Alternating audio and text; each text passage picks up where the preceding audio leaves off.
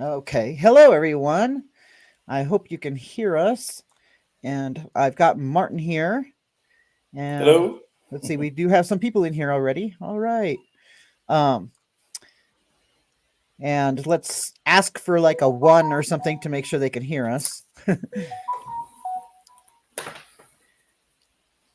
Can somebody pop a one into the chat if they can hear us? Make sure that things are working here because I'm not seeing anything happening in the chat. Huh. Yes, I see a Oh, one. there we go. There, we got a one. All right.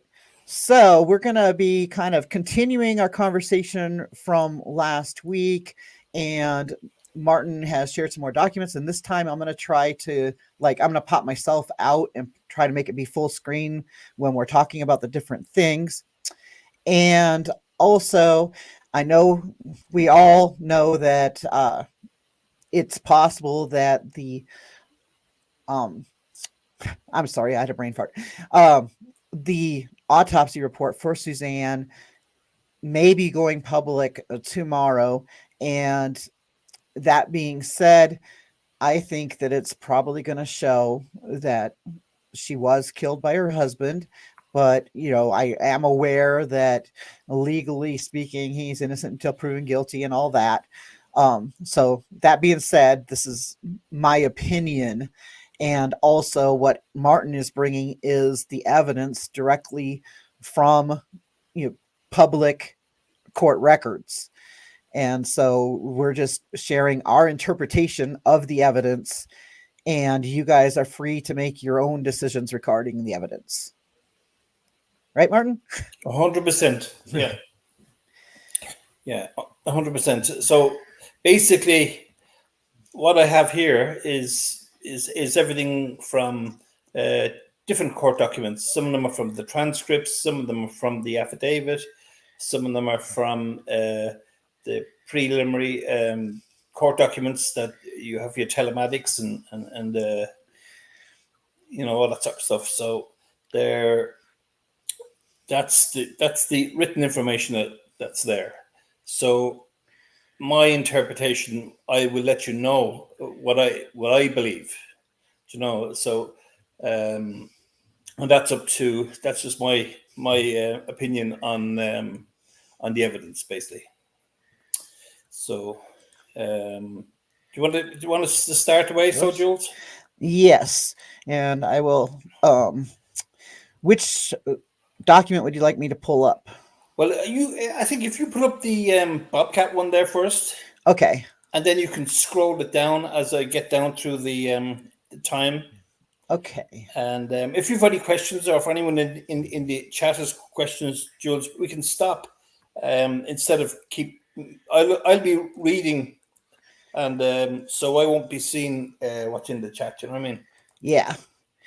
And So that's the Bobcat telematics there, and uh, that shows you the longitude, the latitude, the GPS of all these times. So then you have it starts off at the very beginning at 7:29:06, and the Bobcat starts up and he's in tailwinds. And so what I'm going to start talking about is a little bit before that, but that's the Bobcat telematics, and you'll see when they'll merge together. Okay, um, just give me 1 second. just to refresh people's memories, May 8th is the Friday. Yes, the day. This is the day before when law enforcement believed that Barry killed Suzanne. Mm-hmm. So Friday, May 8th, at 6:52:23, Barry receives an incoming call from Dan Monlex, and this is his finance guy who he does dealings with gold and silver and stuff like that. So precious metals or whatever. So that was at 6:52 in the morning, which is quite early to get a call, I think, from your um your financier or whatever. Yeah. So At 7:01, then we have a minute past 7 in the morning. Suzanne backs up her notes to her iCloud. At 7:01 to 7:03. So it took her 3 minutes, basically, or 2 or 3 minutes to back up what is known as her list of grievances. So if you're looking at the affidavit, or if you've heard before about the list of grievances, this is what Suzanne was doing at 7 o'clock in the morning. She was backing up these for safekeeping, that this list that she had. And at that same time, around that same time, Barry says in the affidavit, he says, Grusings interviewed him, and he said, regarding the worst text Barry deleted, he said, if I remember right, it was Friday morning. I was working and she was in one of her moods. So this Barry got a text. We don't have a time for this text, but it was in the morning. And he said it was the worst text that he'd ever got. So when you think about it, Suzanne is backing up her grievances, which is personal to Barry. It's not just a list.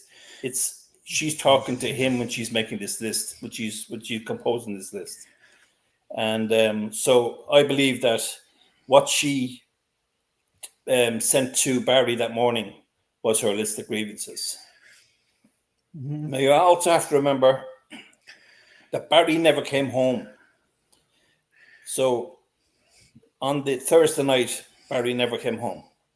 He went to George Davis's around 5:30 that evening, to the gym. George had a gym or a shed or whatever beside his house that he used as a gym, and Barry parked up beside that. And then he travelled somewhere, but he didn't have enough odometer reading on his truck for him to drive home, and then from him to drive home back to Tailwinds. So we know he never went home in the truck. So in the morning, he's down in Tailwinds, is where we're talking about here now. And so at 7:29:06, the Bobcat starts up at Tailwinds before heading down to the beach site at 1:04 in the afternoon. So at 7:29 to 8:42, the Bobcat is walking away. There's no interruptions. Barry's just walking away in his Bobcat. He receives a call from Mark Freeman at 7:47. The Bobcat shuts down for 7 minutes, and Suzanne is messaging Barry saying, I forgot about Rob Mazel. That's at 8:43. If you see it on your 8:43 on the Bobcat, you see in the margin where I have Barry and Rob Mazel. Yes, and as we can see, it also says that the Bobcat did a shutdown while he was doing this. And this is what I've done on the Saturday. So all the calls and messages and stuff like that, they line up with Barry shutting down or sitting idle, or his Bobcat completely shut down, or before his Bobcat starts up, that all these messages, so that there's never an instance where Barry's receiving another call, or he's with somebody else, or he's driving with somebody or whatever. Or he's sending messages or whatever at the same time. It just so happens that when the messages are going, there's Barry's doing nothing.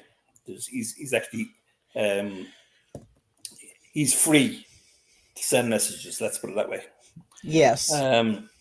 So where am I? I'm at Rob Mazel's. Okay. At 8:49, the Bobcat starts up again and walks away till 9:34. But at 9, 9:01, Suzanne messages her sister Melinda back and Oops. forth for about a half an hour, and till 9:28. So that's the message that well, actually, the Rob Moselle message is Suzanne telling Barry that she's basically she will do his. She's sorry that she forgot to do his invoicing, but she will continue to do his invoicing for him in the future if he wants her to. Yes, and from a psychological standpoint, to me, that is indicating that she is expecting their union to be over, but she's going to be civilized about Helpful. it, and she's going to continue to do his books. Yeah, she's going to be civil. Yeah. So then we have the messages then at 9:01, which is from Suzanne to her sister Melinda, and they go back and forth for a half an hour basically. And that's Suzanne telling Melinda about all the problems in the marriage, that Mm-hmm. Barry's been abusive physically and emotionally, and um, so that was like 28 minutes or something like that, 27 minutes of backwards and forwards texting. So there was a lot in there. We don't know what all, but we have a fair idea from what is in the affidavit and other documents. So at 9:34, the Bobcat shuts down for 4 minutes and 21 seconds. And so there is a possibility that Barry was able to see what Suzanne was messaging on her phone. Like when he told Macy, Macy, I think it was, that's right, that yeah. he was seeing her messages to her mother Yeah. when they were on vacation. So the fact that Barry just shuts down the Bobcat, he could have been reading what Suzanne's after been messaging. Now we don't know this for a fact, but there's a lot that would because of the phone he had and the accounts that he had. He was the account holder.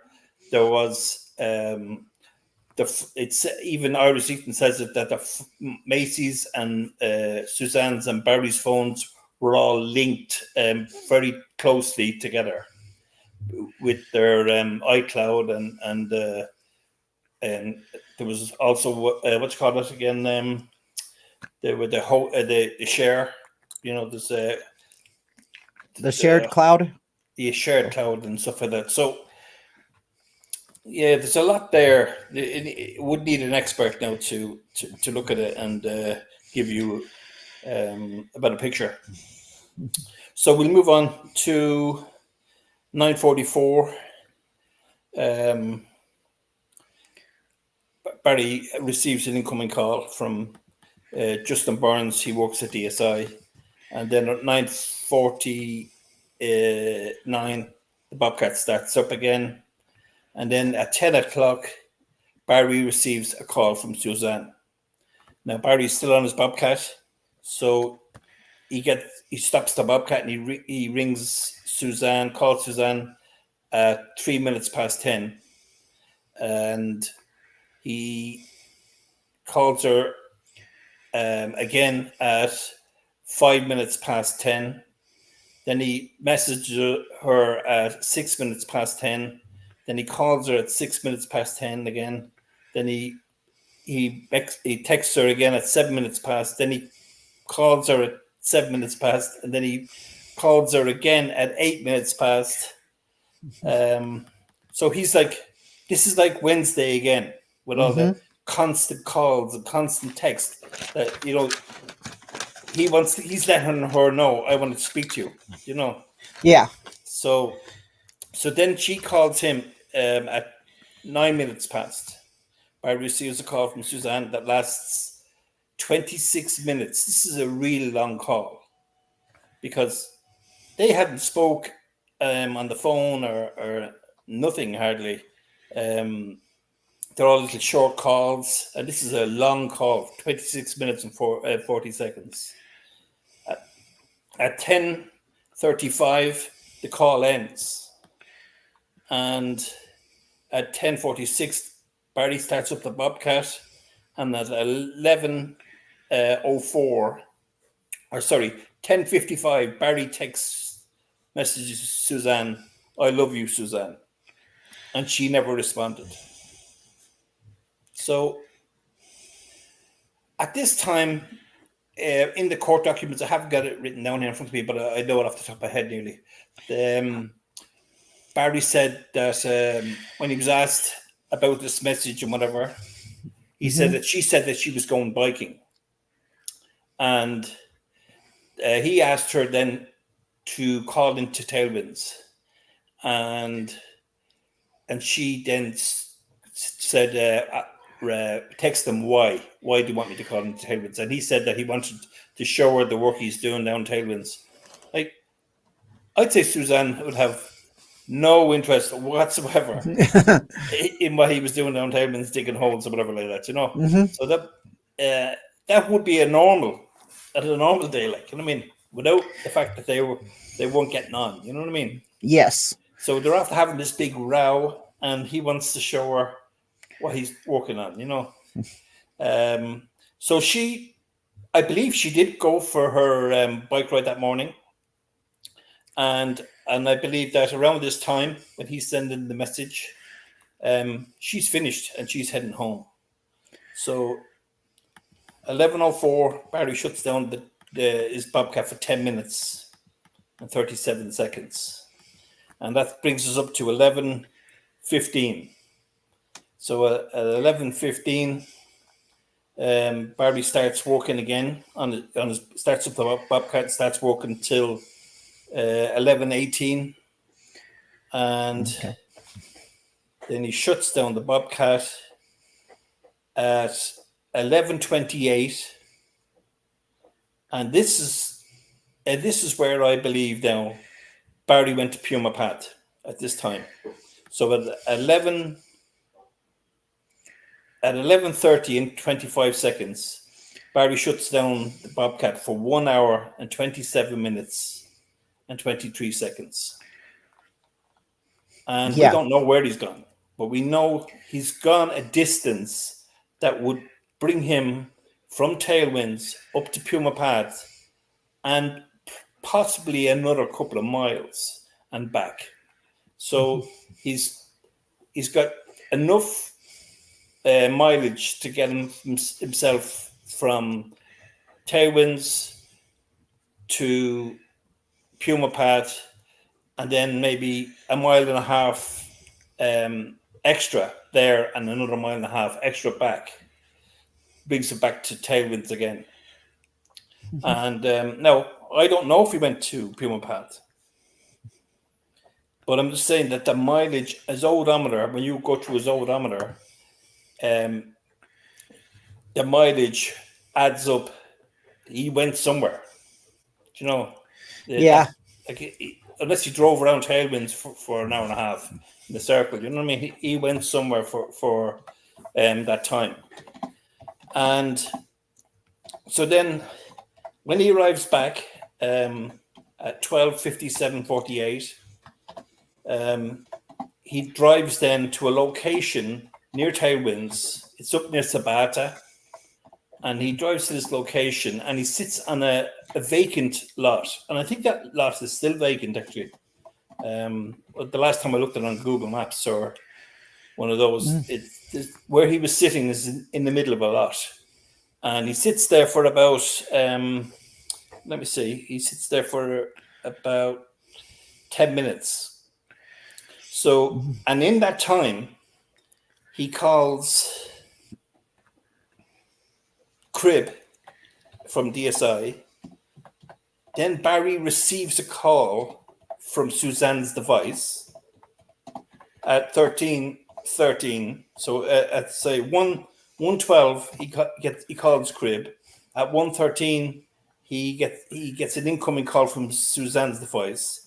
Then Barry calls Mike Coleman 2 minutes later, and then Barry calls Suzanne another.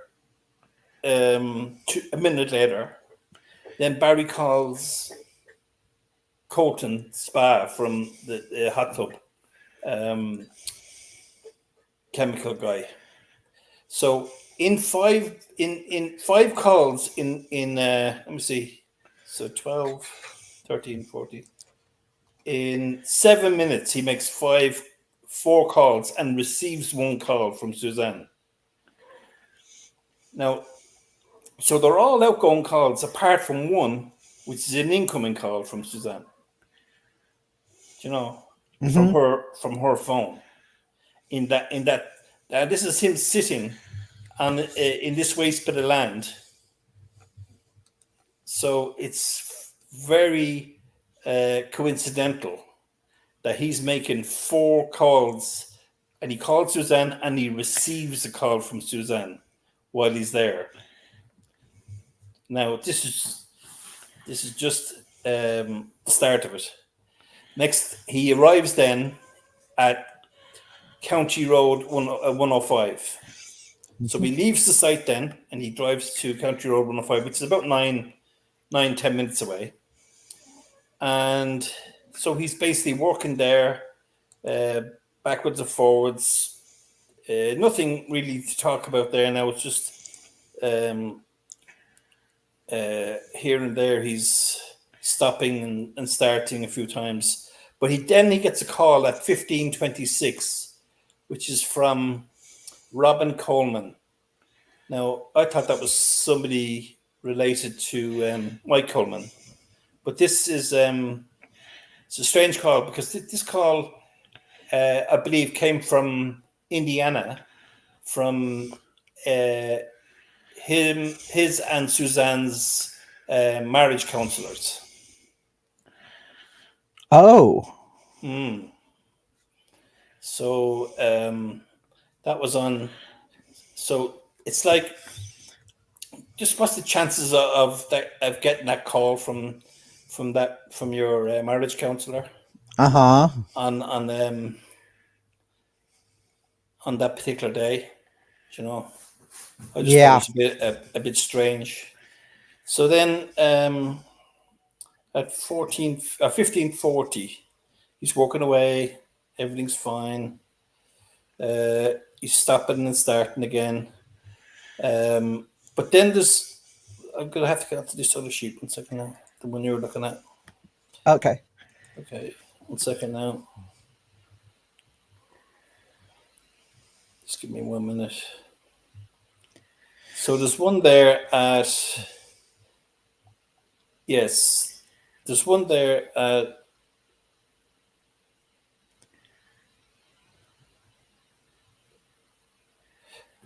3:13 p.m.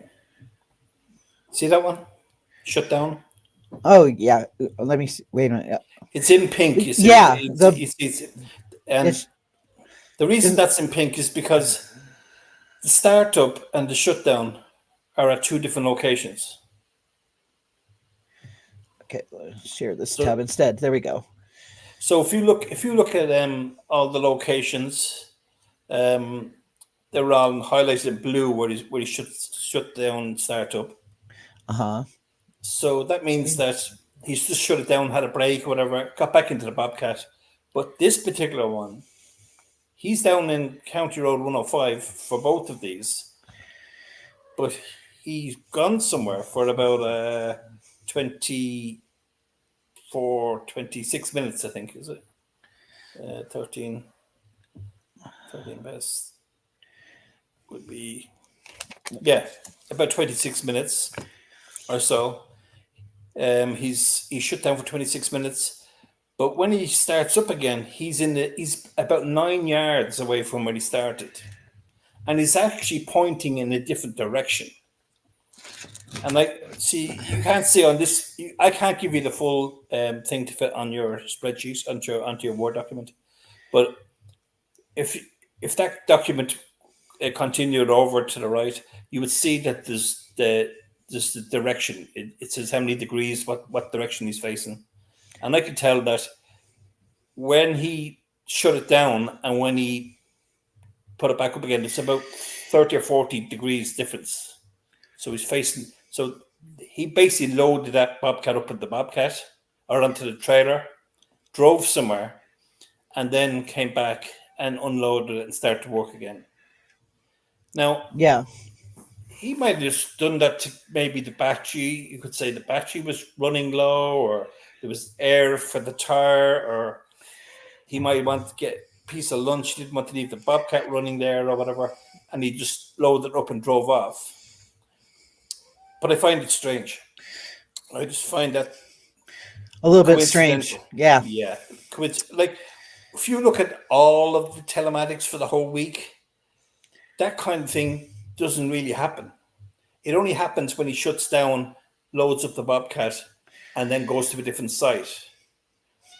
Do you know what I mean? He goes Yeah. onto a different site, or that very rarely happens. That where he shuts down isn't the same place where he starts up, unless he goes home. When he goes home at night time and starts in the morning, and that's also how we can tell if Barry's gone home or if he stayed out. Yeah. So okay, I'm gonna go back to where I was now. So then at 17:27, so that's 5:27.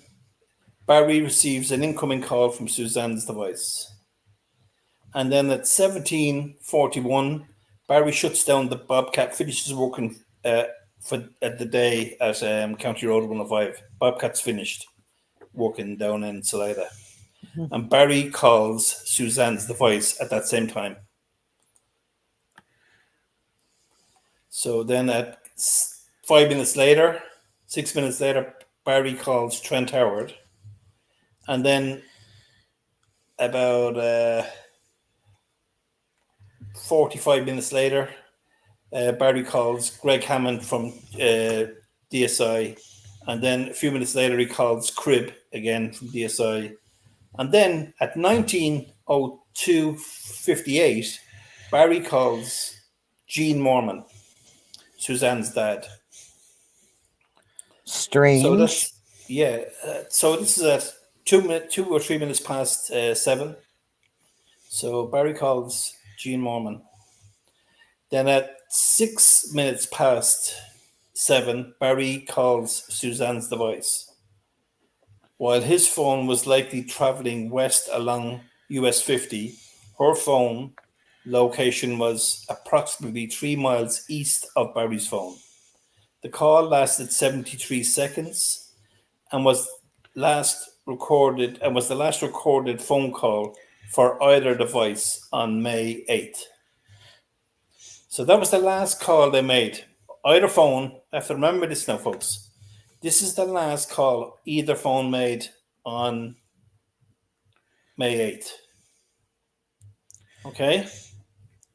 So at 9 minutes later, Mr. Morphew went to get pizza from Moonlight Pizza. This is at 7:15. Mhm. And then 3 minutes after that, Barry's phone registered its last event of the day. And its next event was 6:46. So we know it's made its last call, and now it's made its last event. So it's like Barry's phone's shut off, just turned off his phone, I'd say. And then at the same time, 18 minutes past 7, Suzanne messages Jeff Libler. He's gone for a bit. And at 8, same time again, just nearly a minute later, the Bobcat starts up in Puma Path and works constantly for till 25 minutes past 7. And then at 20, when the Bobcat shuts down, then Barry's already halfway down to getting the pizza. So who's driving the Bobcat? Exactly. Doesn't make much sense, does it? That here we go, that the Bobcat is over there at Puma Path between 7:18:49 and 72436. It's clearly registering there at Puma Path, but at the same Yes. time, we're Iris. told by Iris that Barry had gone to Moonlight Pizza. And she also said at another point that Suzanne went with Barry to Moonlight Pizza, but she also said that Suzanne was at home texting Jeff Libler while Barry had gone to get the pizza. So, Well, I'm just going to finish this. There's only a couple of lines left in this now, and I'm just going to finish it up here. So at 2040, which is 8:40, Suzanne messages Jeff Libler, "Good night. I'm thinking August and being wrapped up with each other where we both belong." And then 10 minutes later, the password is reset on Suzanne's Facebook account. And then another 15 minutes later, or 14 minutes later, there's 23 Facebook friend requests are made. So I'm just going to get back to that message, the good night message. Now, I put out there, I showed everyone the list. I done it on Reddit and I done it on Twitter, and a lot of people came back. And I said, which of these calls do you think that Barry weren't made by Suzanne? And loads of people came back with that particular one, good night. And I think, and I didn't really think that much of it really at the time. But when you explained it to me, you explained that again, so Jules. So I thought it was a pretty good explanation. okay. You were one of these people that. Yes, what I was pointing out is that the nature of Suzanne's relationship with Jeff Libler, psychologically speaking, it was a very intense emotional relationship, not so much a physical one. There was only a couple times that they met up with each other physically, and she really needed him emotionally and used him for emotional support and stuff. And this message is, for one thing, a bit abrupt. She probably would have said "good night, sweetheart" or something like that, not just plain "good night." And then I'm thinking August and being wrapped up with each other where we both belong does not sound like her either, because that is a purely physical type thing, not saying, for example, if she really was doing this text herself, it likely would have said something. If they had plans for August, she would have said something like, "I am dreaming of August when we get to be together," and that kind of thing, not being wrapped up with each other. And not I'm thinking. Yeah. Yeah, not I'm thinking either. Like it doesn't match when you look at all the messages before that. This one stands out. It doesn't look like any of the other messages. From the ones between Suzanne and Jeff, which were on mainly on the 7th, and there was one on the 8th early in the day. But this doesn't look like anything like those ones. And it's the nonsensical. It's like he has something in his mind. He's thinking, and he needs something to say, but he doesn't know Suzanne. Do you know what I mean? He doesn't know her anymore, and he doesn't know her lover. You know what I mean? Only from what he's been reading from the texts that from the afternoon. You know what I mean? Once he got access to her phone. So, that was quite interesting. Yeah. So, all right, let me get back to here for a second. So, if you put up the other one now, Jules, the Pizzagate stuff. All right. And you can go off the top there, Jules, if you like there, if you want. So this is all the information basically that is available. And if you see, I have the page, and these ones here are from the affidavit. So it has the page and the and where it's coming from. And these are just copied and pasted. So, you know, Yeah, and even Barry's statement right here doesn't really make sense if you really look at it, folks. This is a guy who supposedly, if you're looking at it from, Barry's standpoint, and if he had been innocent, you're looking at a guy who's talking about the second to last night that he had been with his wife, and instead of knowing for sure what it is that they did, he says, I think we jumped in her car and went to Moonlight Pizza, got a pizza and a salad. And then he said that they ate the pizza in the car and brought it home, or no, and brought it home or brought it home to eat. Maybe ate some of the pizza on the way home and ate the salads. mhm. You know, I think that when there is a significant event in your life, you tend to ruminate over Those the, things, yeah, the small little details of those things you won't forget. Yeah, and I know that. I know that from my past. You know what I mean? same. Yeah, and you cherish those small, stupid things. You know what I mean? Yes. Yeah. So you don't forget those. There's not a way. So the next one there is Gruesing showed Barry a photo sent by Suzanne to Libra in that Whoops. morning. I'm sorry. My cat just stepped on the keyboard. Uh, so where are we at? Actually, I'll read it out by one of the easier. Um, yeah. So Grusing showed Barry a photograph sent by Suzanne to Libra in the morning of May 9th, 2020, with a series of texts discussing Barry's desire to move to Arizona.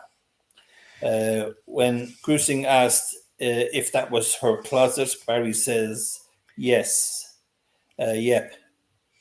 This text discussed pizza from the night before, and Barry said, yeah. So that one, the next one is agents explained that the last call on the way back explained that the last call, this is the last call to Gene Mormon, Uh-huh. um, happened on the way back from Moonlight Pizza on the Friday, May 8th. Barry thinks that the call was him telling Gene to tell his son that the money was paid back, the money that was owed. And Mm-hmm. that call was at 7:03:58. So how could that call be on the way back from the pizza Yeah.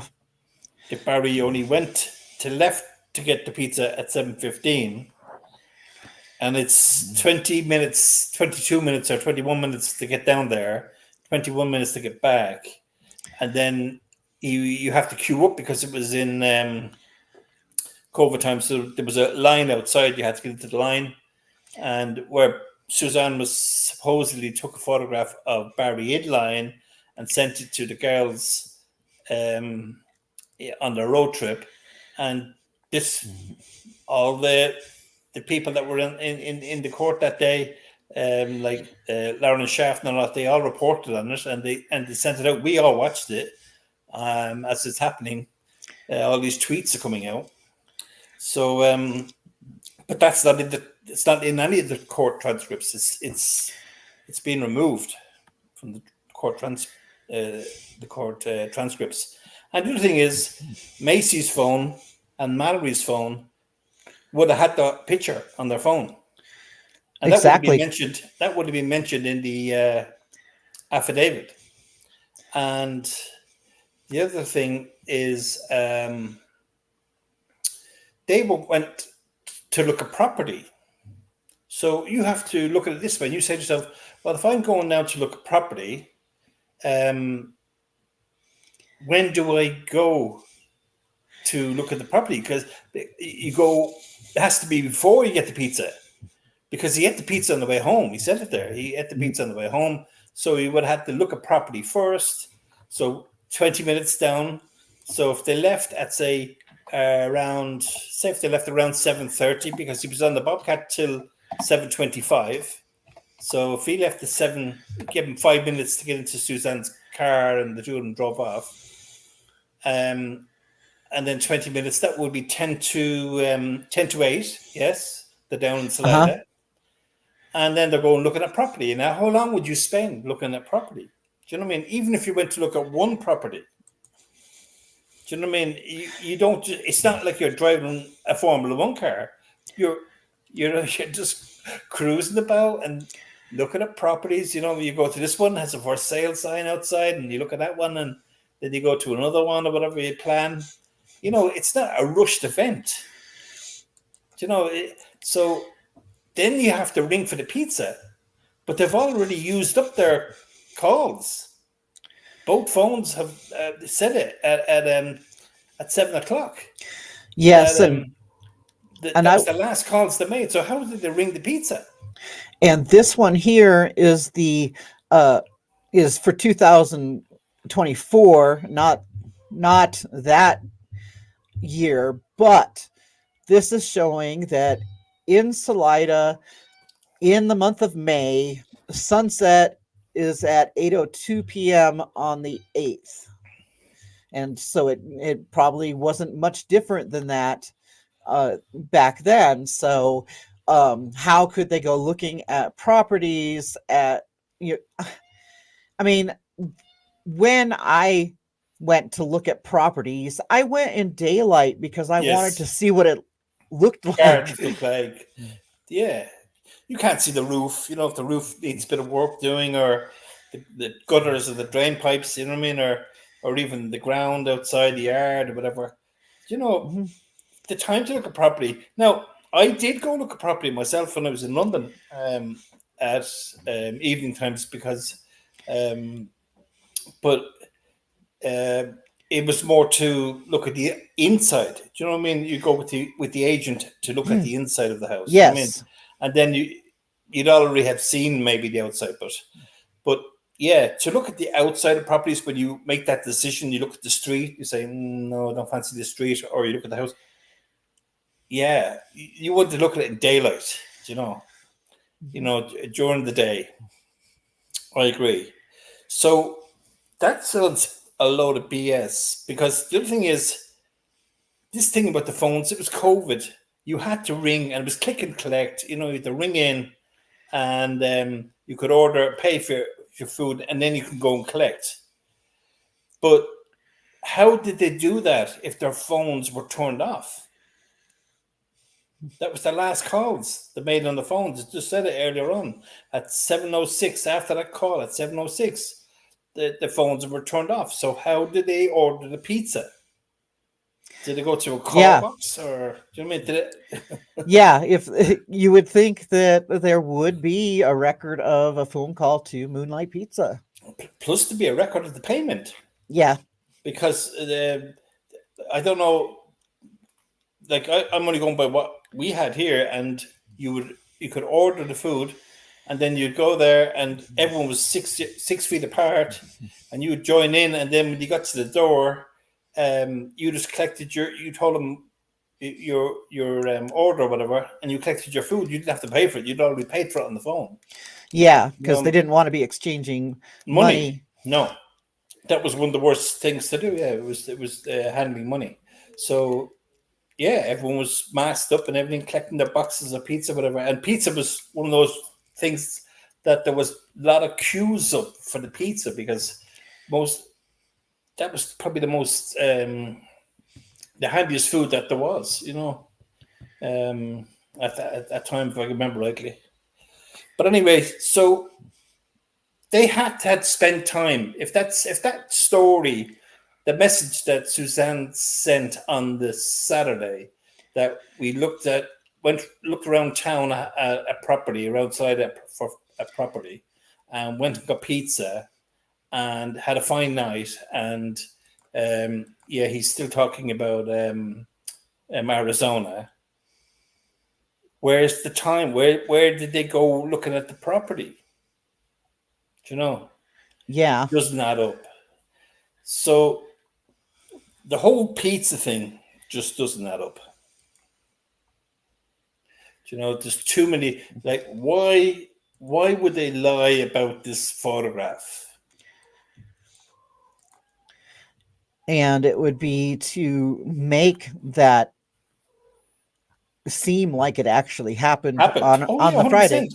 Yeah, 100%. Like, I think it was a bold attempt, and because I remember when people were saying, "Oh, well, Suzanne took the photograph, and Barry's standing out getting pizza." Well, that was it. Oh yeah. Oh well, then that's the case. It's a photograph. You know what I mean? Yeah, Um, and one thing I often wonder about that, especially since some people have pointed out that at one point, uh, law enforcement had testified that they had followed her car for the path for the pizza trip.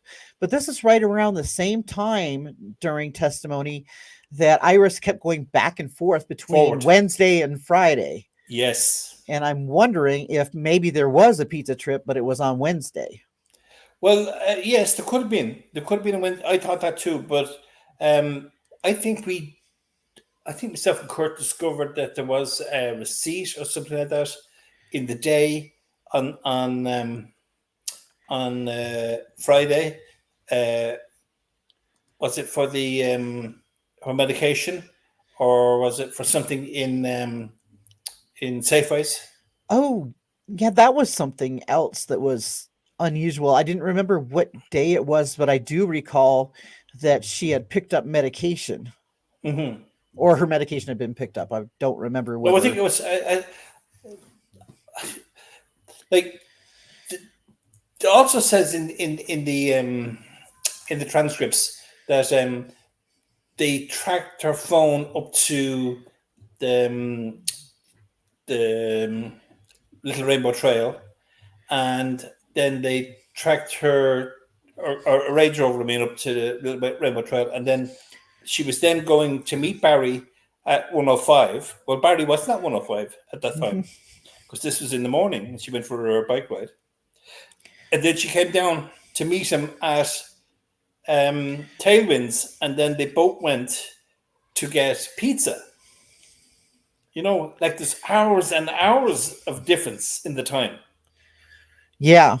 Do you know what I mean? Because um, she went for the bike ride early. It was early in the day. She went for the bike ride, not later on in the day. So I don't think they ever had telematics for her Range Rover. I think they were just following her phone, and when her phone and phone calls is what they were following to tell where she was. So yeah, there's a lot more to be looked into on what happened on that day. As you said, the backwards and forwards, the judge didn't know what was going on. The prosecution didn't know what was going on. Iris didn't know what was going on, and if she did, she was being very clever, trying to confuse everything, and then just said, "Oh, we're getting off the pizza now," getting away Yeah. from it, and yeah. So when you look at that, when you actually read through it, and what I do is I take out all the um, questions and answers and all that, and I then put it in Word, and then I I play it to myself to listen to it, and it's crazy what's going on. Yeah. The judge kept saying he's lost, like he doesn't know what day, and it's crazy. I think that was done on purpose. So then we go back to the when they're supposedly that evening, the password is changed, and then sorry, you have the good night, and then we're thinking about August, and then 10 minutes later we have the password. But even that good night thing, Jules, is I'd say Suzanne. Barry was the one that went to bed at 8, not Suzanne. Yeah. I'd say when Barry was around that time, when he'd go to bed, she'd be up on her tablet or whatever, chatting with Libbler. You know what I mean? Because my kids wouldn't even go to bed at 8. Like, you know what I mean? Yeah. And You know, Barry to go to bed at 8 and get up at whatever time, 6 in the morning, whatever. That's fine, but I think that's bit odd for saying good night at 8 o'clock at night. You know what I mean? yes, and I've pulled up a photograph too, that it was just something that struck with me when looking at it. It's from the people's exhibits from the preliminary hearing, Yeah. and it's of the master bedroom. And I don't know whether guys notice this, but as a female, I noticed right away that it looks like Suzanne has been the only occupant of the marital bed. You look at it and how it's made up, and you can see, here's Barry's nightstand over here. This one's Suzanne's, and Yeah. hers has photographs. It's all personalized. And I guess number two is where that Shell. shell casing Yeah. was found, which isn't where I had thought it would be if it was from something falling out of a pocket or something. It is over here. It is likely, dropped, not from somebody's pocket as they drop their pants getting in bed or anything like that. Anyhow, if you look at the bed, the throw pillows are all over on this other side, so that Yes. whoever could be, Suzanne, this is her nightstand, Yes. would be getting in and out without messing up all her throw pillows. Yes. She wasn't expecting anybody sleeping on that other side of the bed. No. Yeah. Yeah. 100%. And the other thing is, I was thinking about that cartridge. You know, the shell casing. I was thinking that if somebody was vacuuming up and that shell casing may have gone underneath the bed, they might have clicked that with the vacuum cleaner, Yes. and they wouldn't have thought about it being there. Do you know what I mean? Because if Yes. they'd already vacuumed that area, and underneath that bed there was a gun case as well underneath that bed. Mhm. I think you can just see it there. Yeah, I think this might yeah, be it. yeah. It's one of those ones with the drawer. You know, one of those Uh-huh. drawer. Yeah. So yeah, yeah. We'll know more about the shenanigans that went on in that room. Probably on Monday, because of by the end of the day. But Mhm. yeah, I think that busted in door and the hands, Barry's hands and his arm, upper arm. You know, Yeah. not so much that one now, No, but the but and that's the other hand, but this is the yes, they're one the that nails. really, They're nails yeah, dug in, those are nails. dug in. Yeah, 100%. And I told you, didn't I, that Kurt um, got his lovely wife to I got him to strangle her, and she fought back, and she left marks in him, and the marks were in the exact same place, and she had Mhm. no idea what was going on, you know. Yeah.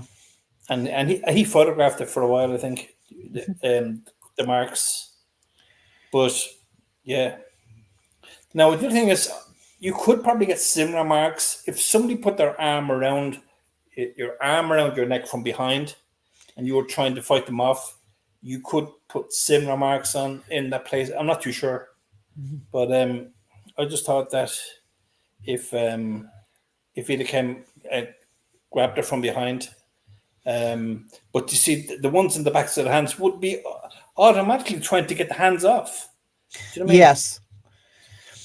And, looking at these is one of the things that I'm hoping for with the autopsy is I'm hoping that they were able to get tissue Mm, from under her fingernails. yeah, yeah, And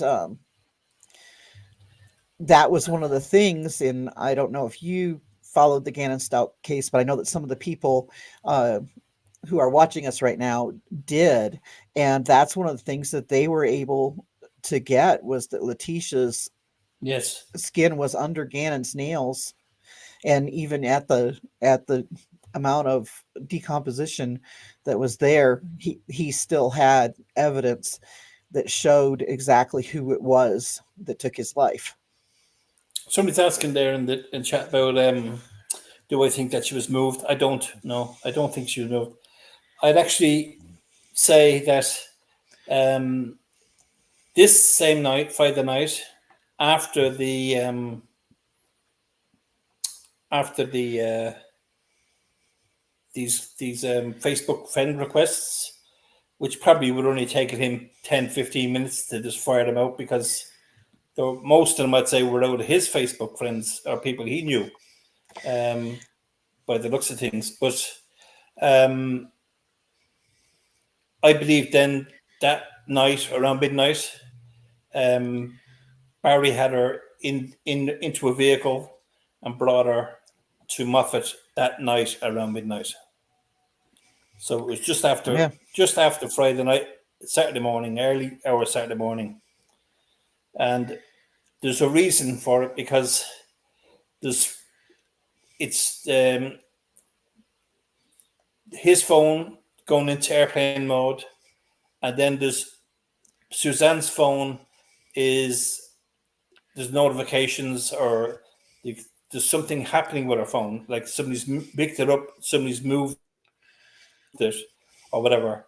Something's after setting off her phone. First of all, I think in the transcripts they were thinking that she received a call or she made a call, and one of them was at I think 2 minutes past midnight, and the other one then was around 2:17 in the morning, and I believe that that's the time Barry would have got back from Moffat is around 2:17, and there just happens to be a call around that time, or there's something going on with her phone at that time.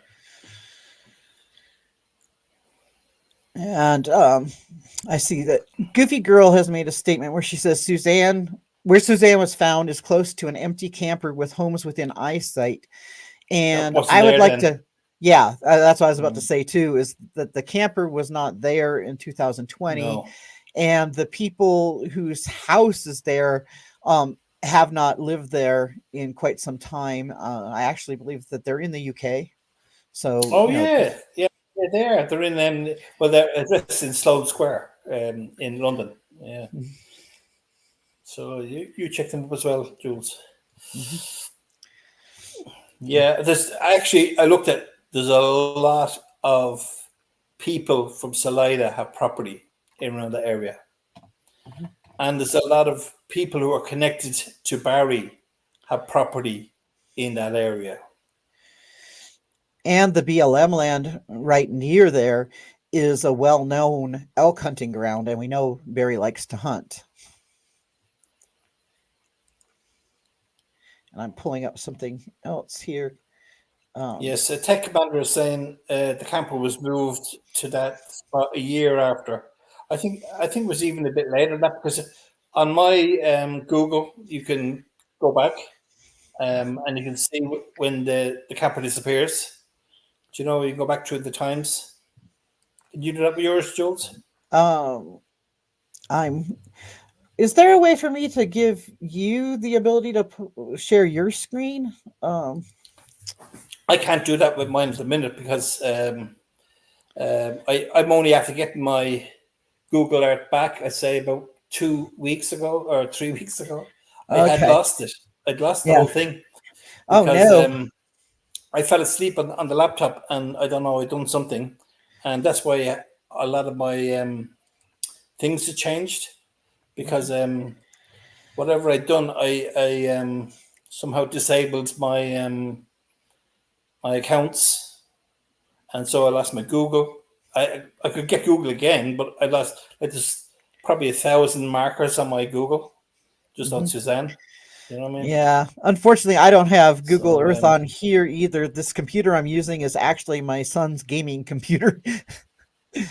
yeah, but you know, if anyone has the Google Earth, you can look if you go over that spot where Suzanne and you can see that camper, and then it gives you the option. If you go to the options, Do you it'll have an say address that I can go and look it up um, with? it's on your screen of the Google Earth. You know, you get the options. You go to the options there, and then it tell you you can go back through the years. I think go back 20 years. I think, and and it just does it automatically. You can't, click and hold. You just see it change every second. Last 20 seconds, and it goes back. But you can see what year it changes. Yeah. Because I was thinking that might even be able to see the ground disturbance, but no, it wasn't. It's not that good. You know.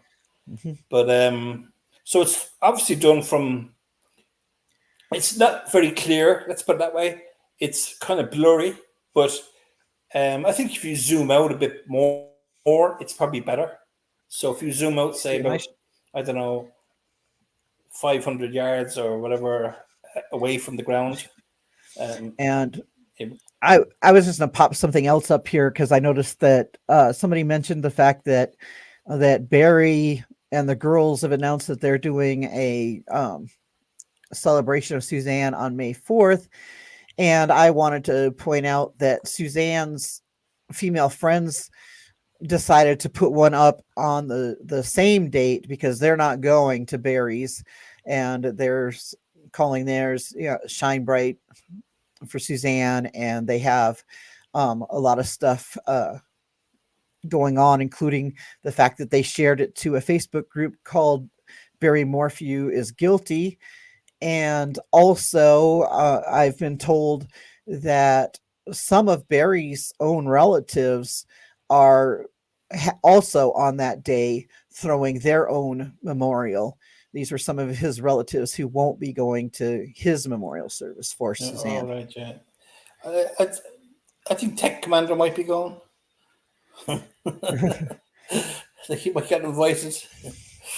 Um, I'm just reading here now. 1 second. Um, the deputy seen her car, the river at the campground. If I don't know what that means, I don't know. Oh, yeah, that's a point that a tech commander has, is that I think it was supposed to be the morning of the 10th that at one point one of the police officers stated that he had seen Suzanne's Range Rover up above Fusa's on May No, 10th, no, he and didn't. and then he walked it back. No.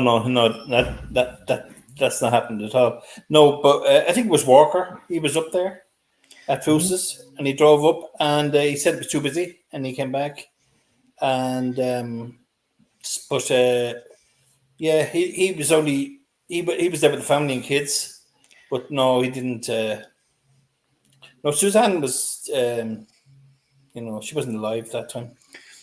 Um, Yeah, and another thing that people might not know is that while the COVID lockdown was still going on, there were people camping out there at Fusa's or picnicking out there at Fusa's on Mother's Day.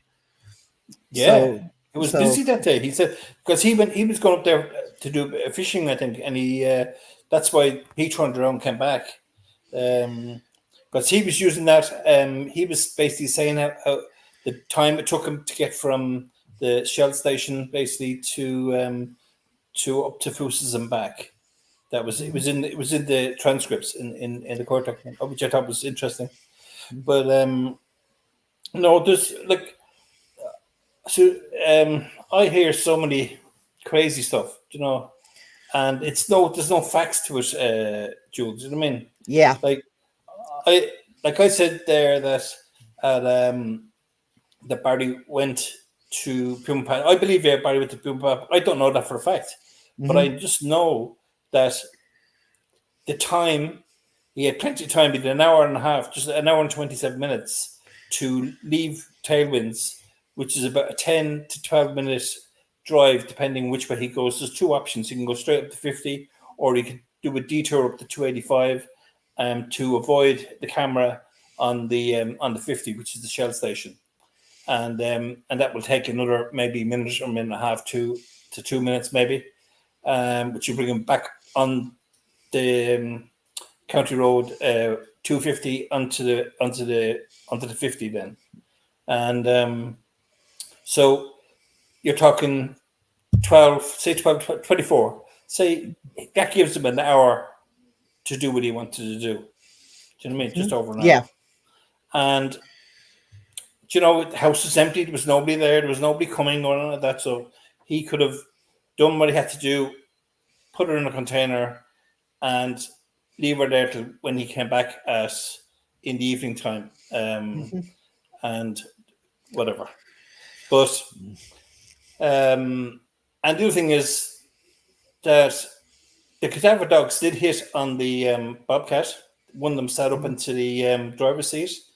They all hit up on the trailer, and they all hit around the bobcat. But one of them actually sat up into the seat of the bobcat, and the only way that you would have got cadaverine on that bobcat would have been if she was murdered before that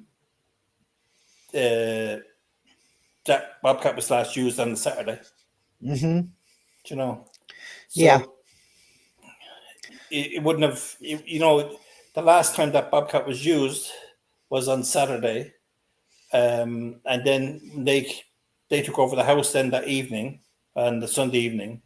So the only way that would have happened is if she was killed before to get the cadaver onto the bobcat and onto the trailer, and Yes. that's what happened. Like when he disposed of her body up in Moffat, he got contaminated.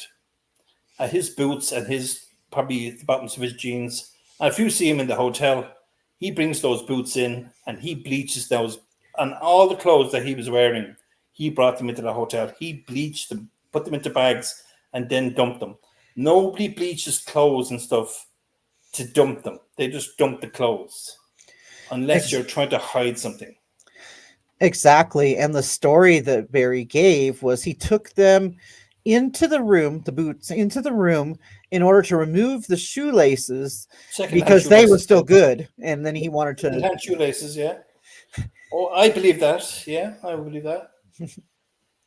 No, he drove, and when he went to McDonald's, he drove from McDonald's. When he put his arm down, right down to the shoulder to the trash can, and then when he got back to his truck, he drove to about 0.7 of a mile in the opposite direction to a car wash, and he spent about 10 to 12 minutes there washing down the back of his truck, and then and the shovels and any tools he used in Moffat, and then back to Ben's warehouse. And I know that for a fact because of the mileage of his truck.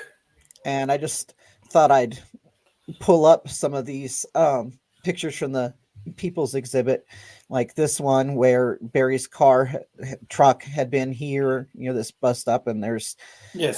Trash can there, and then this is where he was parked at that Holiday Inn Express. And you guys will recall that I do have videos up. I went and did a tour of the trash run for one thing, and I've got another video where I was checking out the hotel, and I've looked at the things that he did and his path and how many trash receptacles were available to him, and the ones that they actually knew that he had done. And here he is at the door of the Holiday Inn Express, and like he left at 5 o'clock in the morning, Jules. He left Puma Path at 5 o'clock in the morning, and he arrived at the hotel at 22 minutes past or 23 minutes past 8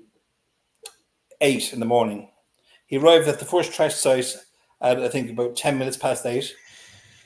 And his telematics only came on just a minute before he went to that first stop. So what's the chances of driving all the way from Pumpat, which his telematics was on all night?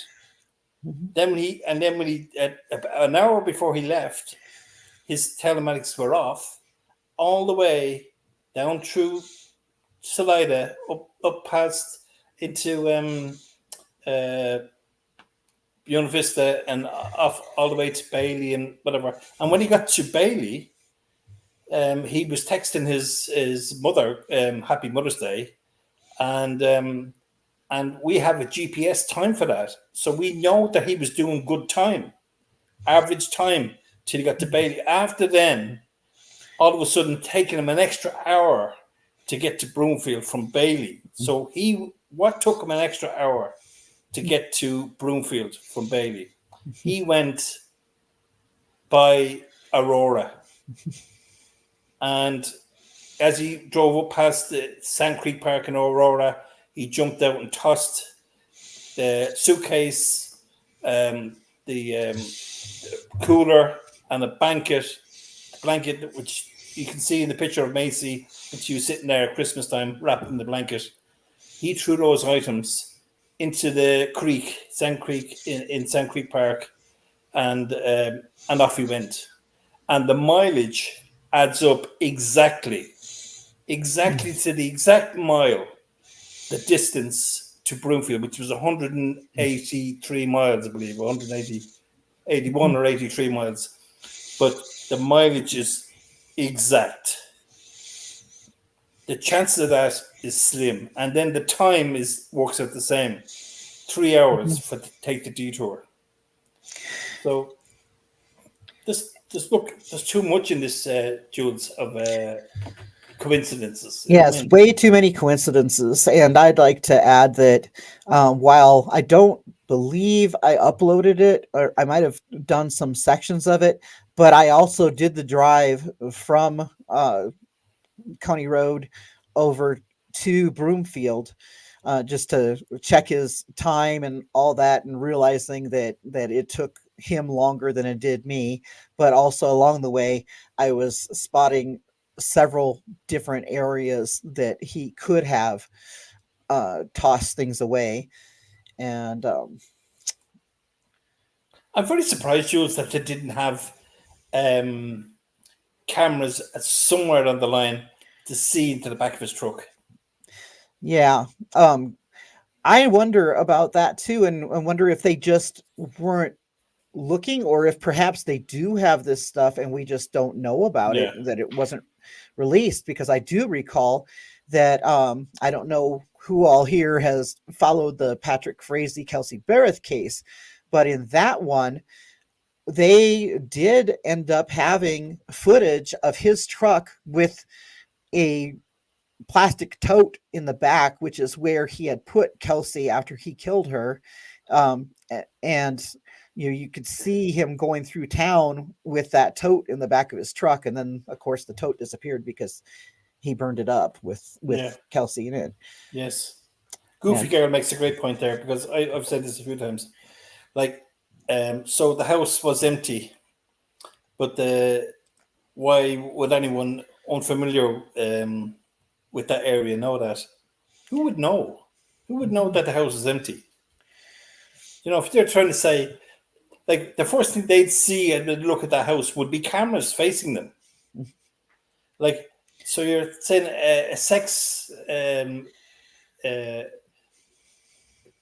what you call them, trafficker or something like that would arrive at that house, drive around, pick that house out, and then go in there and take her away, but leave, take away her personal stuff like her diary, take the towel that she was supposed to be sunbathing with the day before, the Al-Anon book, and it's just then they take her bike and her helmet and they plant them on the way. You know what I mean? None of it adds up. None of those theories add up whatsoever. Not one of them. Because I tried every theory to see. The only way to do it is to try and work out how could somebody do it. If you do it from that angle, instead of trying to do it from somebody who is biased, the way to do it is try and put yourself in the head of somebody. It just doesn't add up. None of it adds up.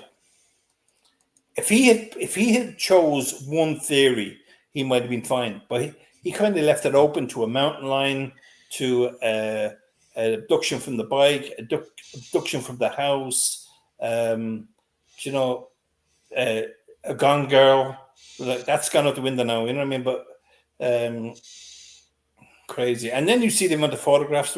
We're finding people looking like Suzanne and putting them up on social media. Yeah. So we know all the tricks that they'll play. Let me see some more of these.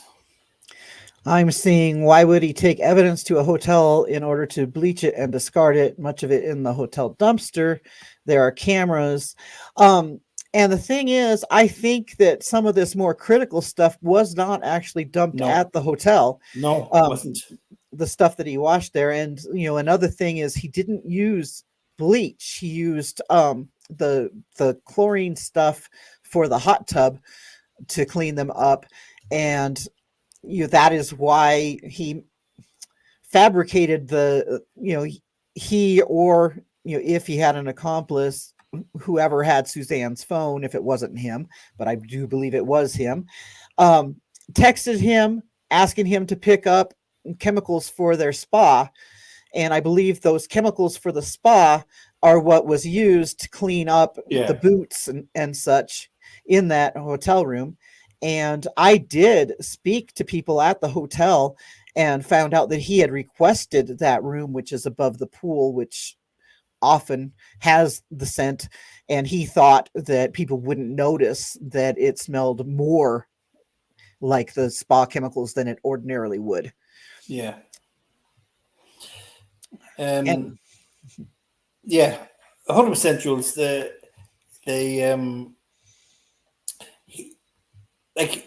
If you look when he's taking the stuff, it's in the Target bag. When he's taking the stuff in and when he's getting rid of it, he's getting rid of all that stuff earlier on, and then the bags of other stuff that he's thrown into the dumpster. That's why there's so many trash runs. He's all over the place. Do you know what I mean? He's bringing the boots in, he's bringing them in to get rid of them, but he's bringing them in to wash them. Do you know what I mean? Yeah. And likely people know. Yeah, and likely he did take the shoelaces out, bleached them, and he probably disposed of the boots and the shoelaces separate from each other. Yeah. And we don't know where else he might have gone. Well, if he went down that time to the car wash, like they have their own dumpsters down at the car wash. There's no telematics to show that he went to. It's one of the only times he turned off the telematics when he was in Broomfield was between the McDonald's and the car wash. And all he says in the affidavit was, "Oh, I cleaned my windshield." So he's kind of covering himself a bit. If they turned around and they had camera footage of him at the car wash. Because initially we thought it was the car wash that was beside McDonald's. There's one car wash right next to McDonald's, and we were saying, "Oh, that's where he's gone." And we looked in the cameras there and everything, and then next thing we noticed, that car wash wasn't opened on May 10th. Hadn't been opened. So I then looked at car washes on Google, on my Google Maps, and brought up, and the nearest one to the McDonald's was the one I went to, and it worked out for the mileage was perfect. The mileage from the McDonald's to the car wash, from the car wash to Men's Warehouse, spot on. I'm talking not even a couple of yards out. Do you know what I mean? It was that tight. Do you know what I mean? And a lot of stuff to be dumped there, a lot of stuff brought to the hotel, and I think see those photographs there. He's looking out the door. Now he's obviously sleepyhead on him there. He's after waking up. But when he gets close to the camera, while he's walking by that camera, I'm sure that they could have got zoomed in photographs when he was dead close to the camera of his arm and his hands, maybe. Yeah. The ones that he's only got hallways? Because he's only got his fingers in the pockets, so you could see the backs of the hands. But on the ones where he's wearing the shorter sleeve, I think that while he's passing the camera there, see how close the camera is? Like the ceiling's probably 9 foot. So he's only about 4 feet away. as he passes that camera. But the photographs that we're seeing of Barry are all kind of distance photographs. But I bet if they'd let that camera run a bit and zoomed in where he passed by, you would see that the marks either on his hands or on his arm, because he was saying that happened afterwards. Whoops! I turn this. Come on, turn it the right way. 3 times. Huh. There we go. And what have we now noticed about this photograph? Well, the photograph, the background was removed. Mm-hmm. So if you see, I can't show anyone here now, but I have I done it on Twitter.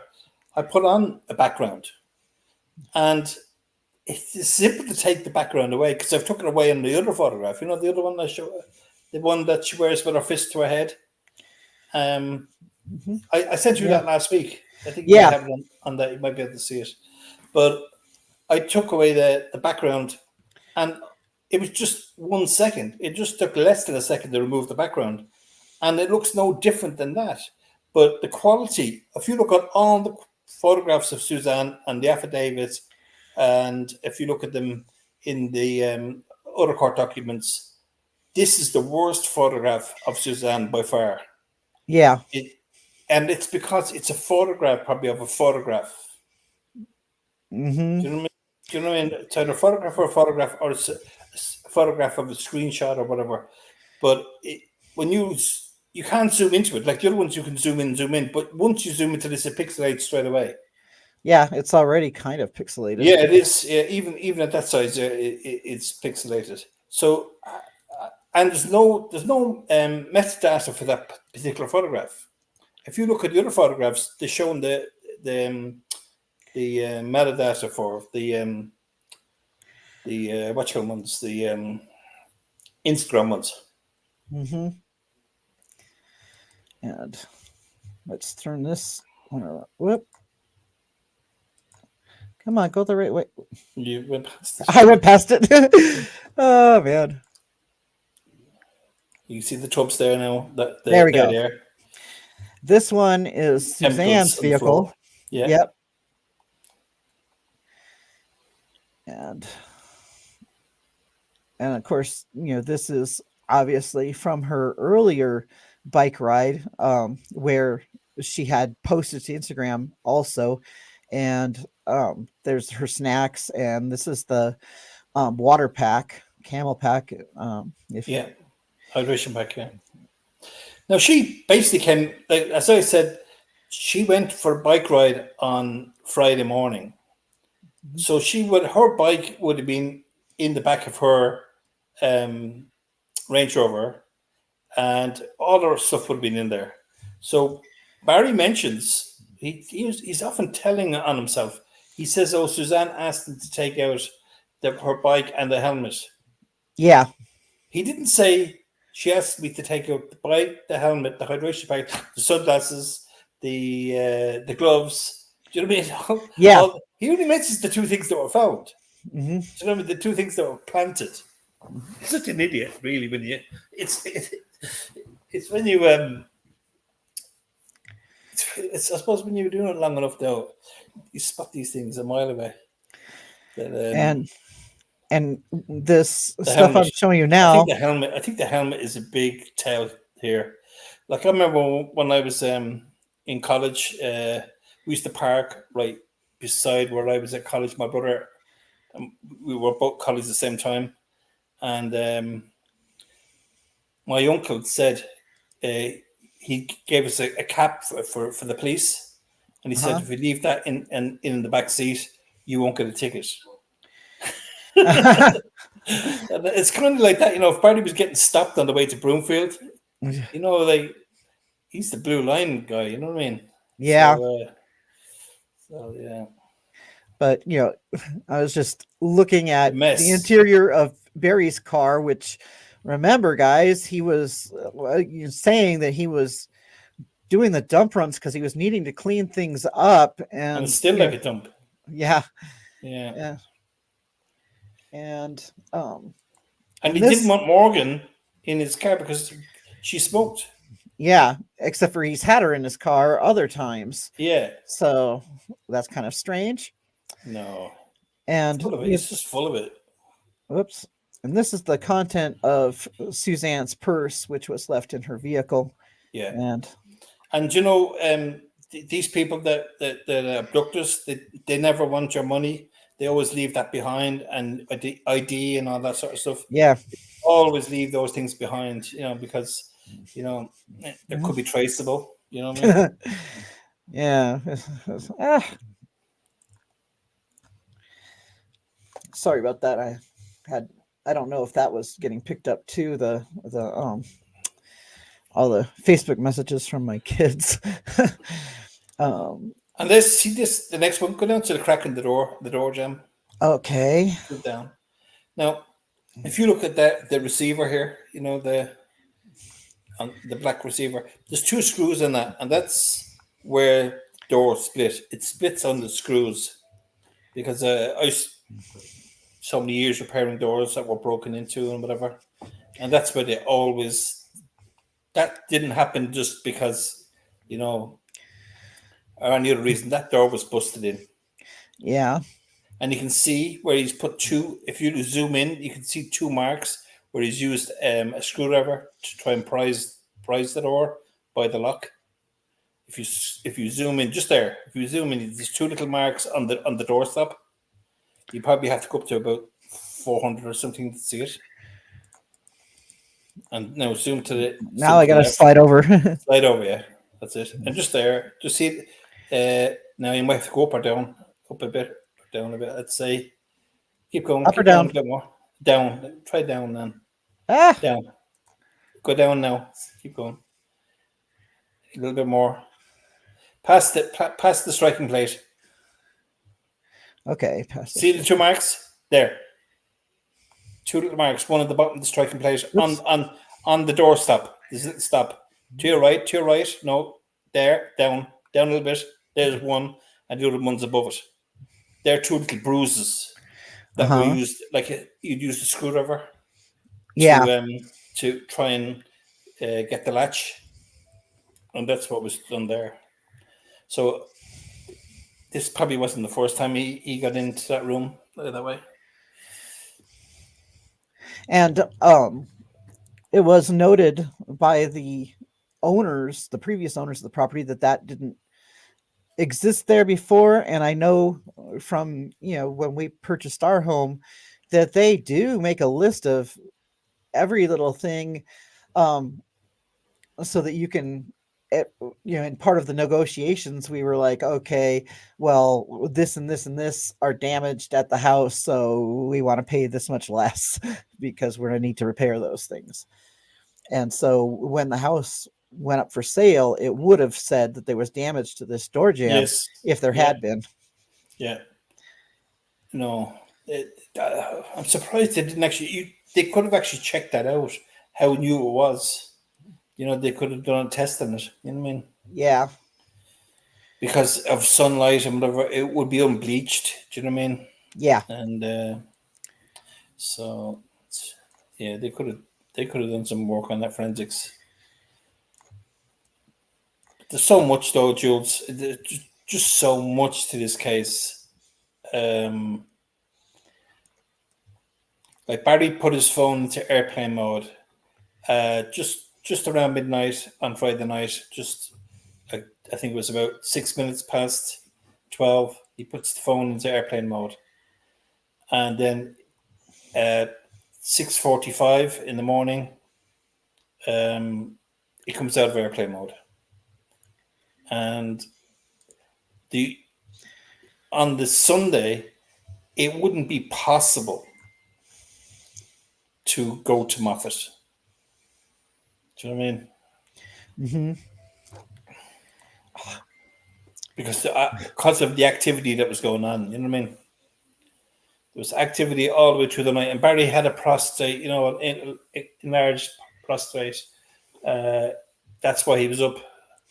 Like, so much.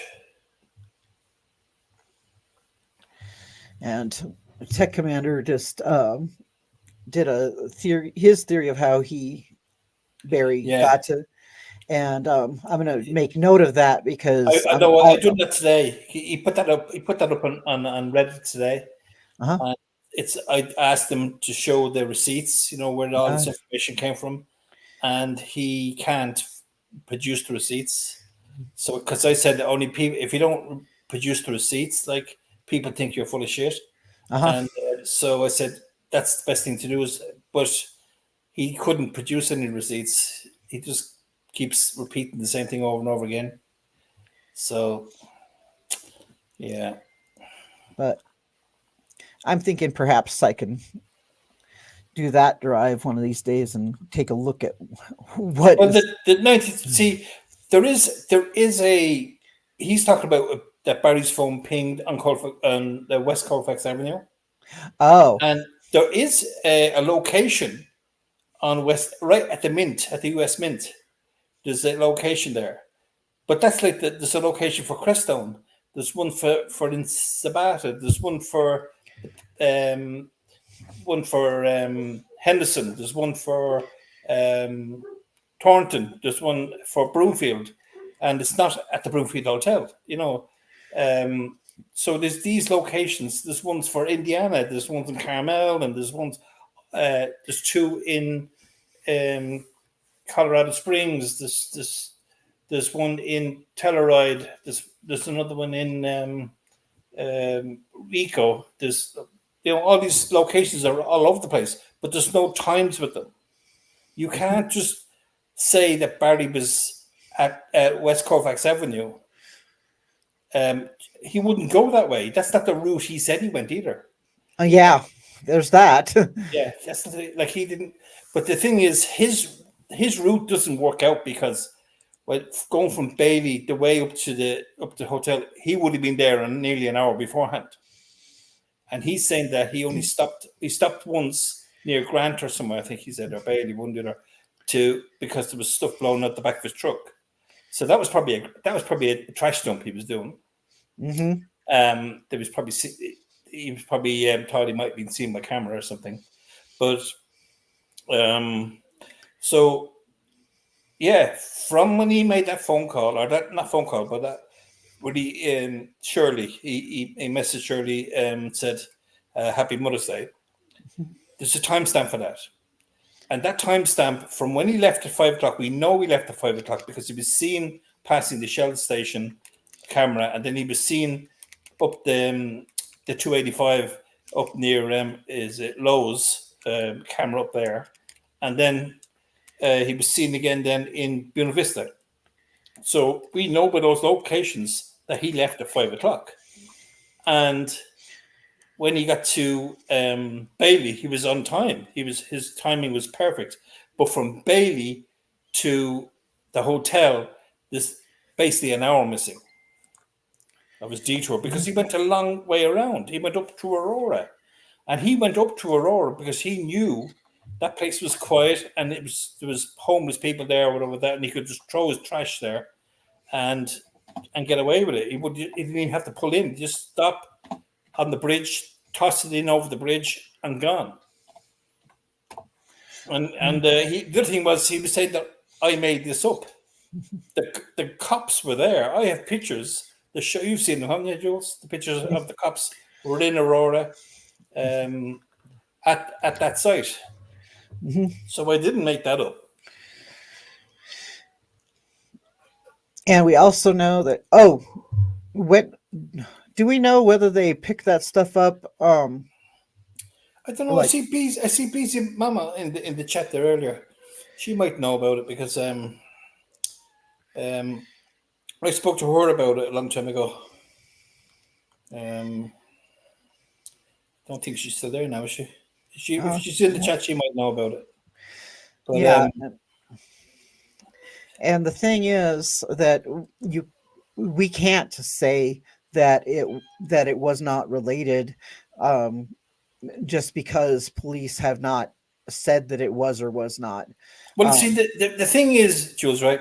The cops made the same mistake I did. I was asked by this person to look into this, mhm, and I made the same mistake that the cops made initially.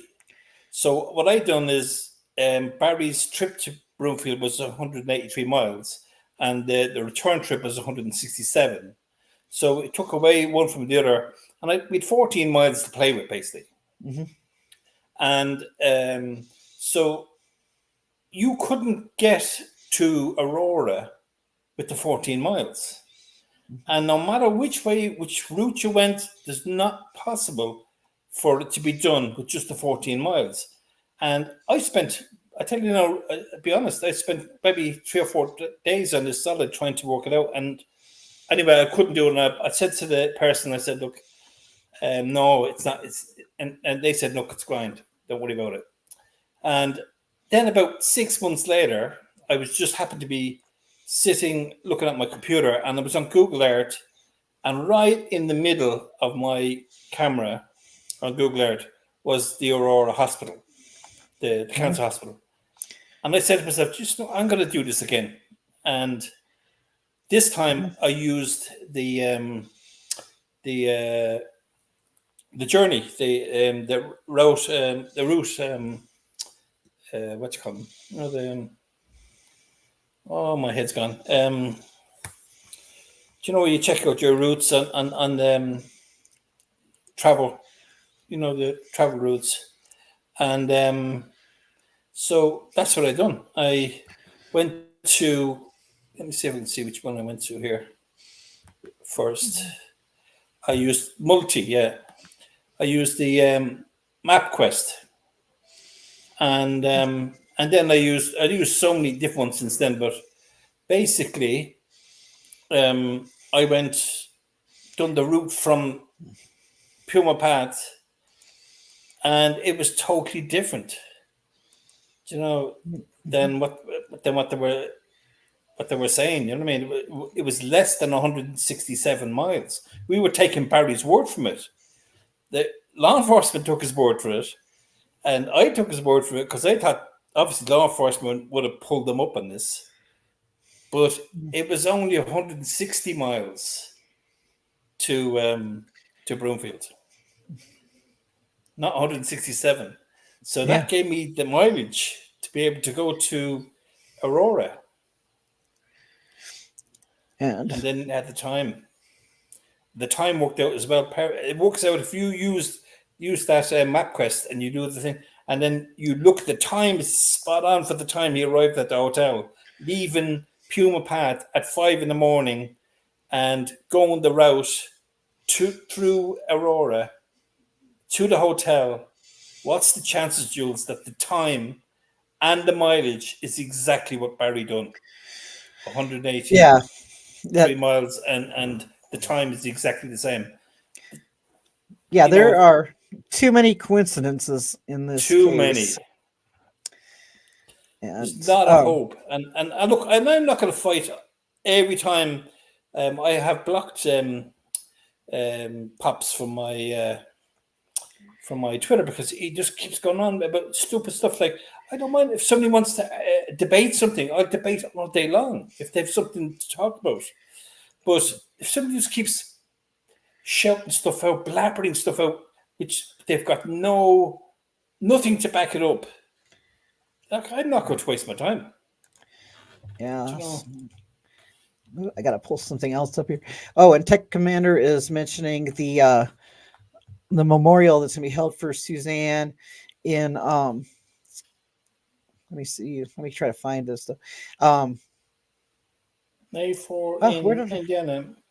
Is it May 4 maybe? May 4 in Indiana, May 11 in Savannah. Yeah, here. Yes. Yeah. And May 4th, Barry's holding one, and some family members of his, I believe one of his sisters and nieces and nephews, are holding one on the same day at the same time, separate from Barry's. And Suzanne's friends are also holding one that day, separate from Barry's. I think that I actually said this a long time ago, maybe 5 months ago, that it'd be a nice thing for the two girls maybe to meet up with their Suzanne's siblings and whatever like that. That Mm. now that's so many years gone, and they're their own people now. They could do this. I think that would be good, but I don't agree with this because there was so many vigils, there was so many um, uh, services and get-togethers and Christmases and whatever that he never came to. Yes. You know what I mean? It's so wrong. Do you know what I mean? Mhm. Do you know, and what was his words? It's too soon. It's too Yeah. soon. Everything was too soon. All of a sudden, yeah. So I think he's been told to get rid of show from the scene, and so because she's bad for publicity and making him look bad. So we haven't seen anything from her. Don't think anyone. I don't know anyone that's seen her. Or Yeah. yeah, Yeah. I've been looking in various groups that are, wondering about her location, and uh, nobody really knows where she is right now. no. I have to check Moffat. And let me, yeah. Yes, I've heard that a bit. I mean, whoops, where'd it go? Oh, Let's- Let me see. I'm looking because somewhere I have. Well, Yes, I'll awareness and remembrance is never too soon. 100%. Do you know how could you not? Do you know what I mean? But you see, yeah, it would have been very hard for him, um, to go and be false. Do you know? You go to a service. Everyone's emotional and everything like that, and he'd be just trying to, you know, put on crocodile tears. Do you know? Like even when he arrived at the bike site, and he didn't even give it a minute before he mentioned the mountain lion. yeah, Not even 1 minute, less than a minute, 50 something seconds before he came up with the line. And no wonder Miles' mum jumped back because the last thing on everyone's mind, well, the last thing on the cop's mind, on Deputy Brown and Miles' mother, um, maybe not George Davis, but definitely um, nobody would have thought a husband's going to say that. Nobody. Do you know? yeah, He just like as I said, like there was people that their lost family members in the twin towers and things like that, and plane crashes all the way around the world, and they still don't believe because they have nothing physical to prove that their loved one was gone. You know what I mean? They, but he's only flying back from Broomfield, and he's saying, yeah, mountain lion. What's for tea? Do you yeah, know? yeah. Nothing to see here. Yeah, it was a mountain lion. Uh, let's move on to the next And wife. Yeah, I'm sharing a bit of information that I promised someone I would. Hello, we are having a remembrance celebration for Suzanne Morphew. There will be food and a butterfly release on oh, Saturday, brilliant. May 13th. Well, that was May 13th, but it's not going to be 13th. I'll put the actual flyer up May um, May 11th on is my it? on my channel. Yeah, Yeah. and of course I said that I hoped Barry would be arrested on the birthday, and they said they're praying that is what So that was happened. last year's one, was it, Jules? And Yeah, this year's one is what the yeah, May 11th is this year's one, yeah. and so I'll put up the flyer for the May 11th one because I was showing the wrong doohickey. Um, but anyway, I will put up the information because one of the things that they were saying too is that it's going to be like a potluck as well, so people can bring food items and stuff there too, and just hang out, socialize, share in the love for Yeah. Suzanne. And So human animal says there about getting the bike in out of the boot. Um, that is another thing of Barry, like the big strong man. mhm, My wife asked me to get who was mhm. taking the bike out at the top of the mountain when she's on the trail. Yeah, Did she have another Barry up the top of the mountain to take the bike out for her? You know, like, yeah, oh, Suzanne, yeah, she was, she's fragile. She was probably drunk, lying down sunbathing, and she asked me to take the bike and the helmet out of her car. I remember that bit. I don't remember mhm, anything else apart from mhm, chipmunks and that bit. And she's mhm. drunk. Yeah, Yeah, and yeah, it's just kind of crazy because especially because of the whole, I had to help her get the stuff out, but that would explain his fingerprints in the yeah, back seat, yes, in the and back area. So he's constantly saying things that he covering. doesn't need to say, but Yeah, covering like what I like to call guilty knowledge. yeah, and the other thing is, Jules, he didn't. Like his fingerprints were missing from where they should be. Hmm. This is the thing, you know what I mean? Like where you would expect his fingerprints to be, they weren't. Yeah. And his DNA, like. But the thing is, I often thought they're always on about the DNA and blah blah.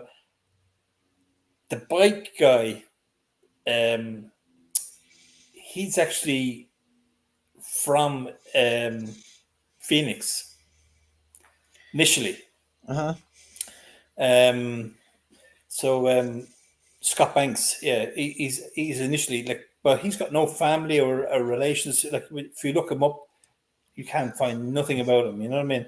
But all there is he's initially from that area, so it could be possible that he could have some relations he doesn't even know about that are uh, in that neck of the woods. You know what I mean? Yes. And that he's not even aware. There could be cousins or whatever like that. You know what I mean?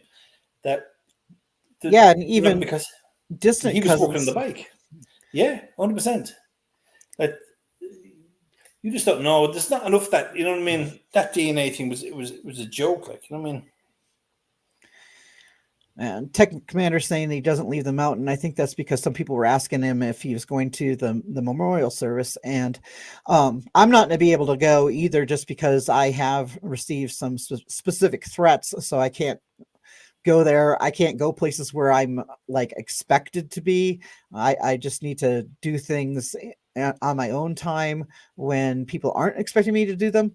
And Mm. so I'm just going to suggest to Tech Commander that if he wants to honor Suzanne, he can do that on his own at his property as well, because I'll be remembering Suzanne myself um, out Yeah, on my own way too. I'll be watching it on my laptop. I'll be watching like I did last year. I watched the celebrations with the butterflies and Kurt and Aaron and um, Trish and you know what I mean.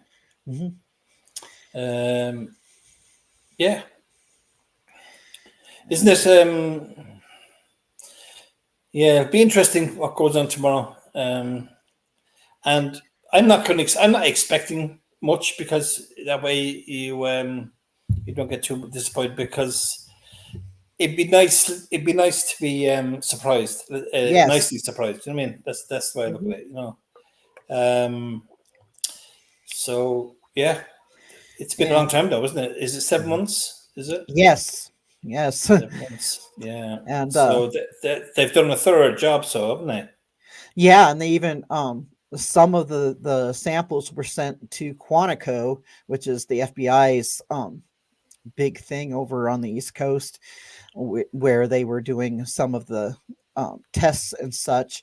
And so I'm holding up some hope for that kind of evidence, because that is also the lab where they would do things like with the ground samples near the remains. If any fluids had leached into the dirt, Yes. there would be evidence in the dirt, Yeah.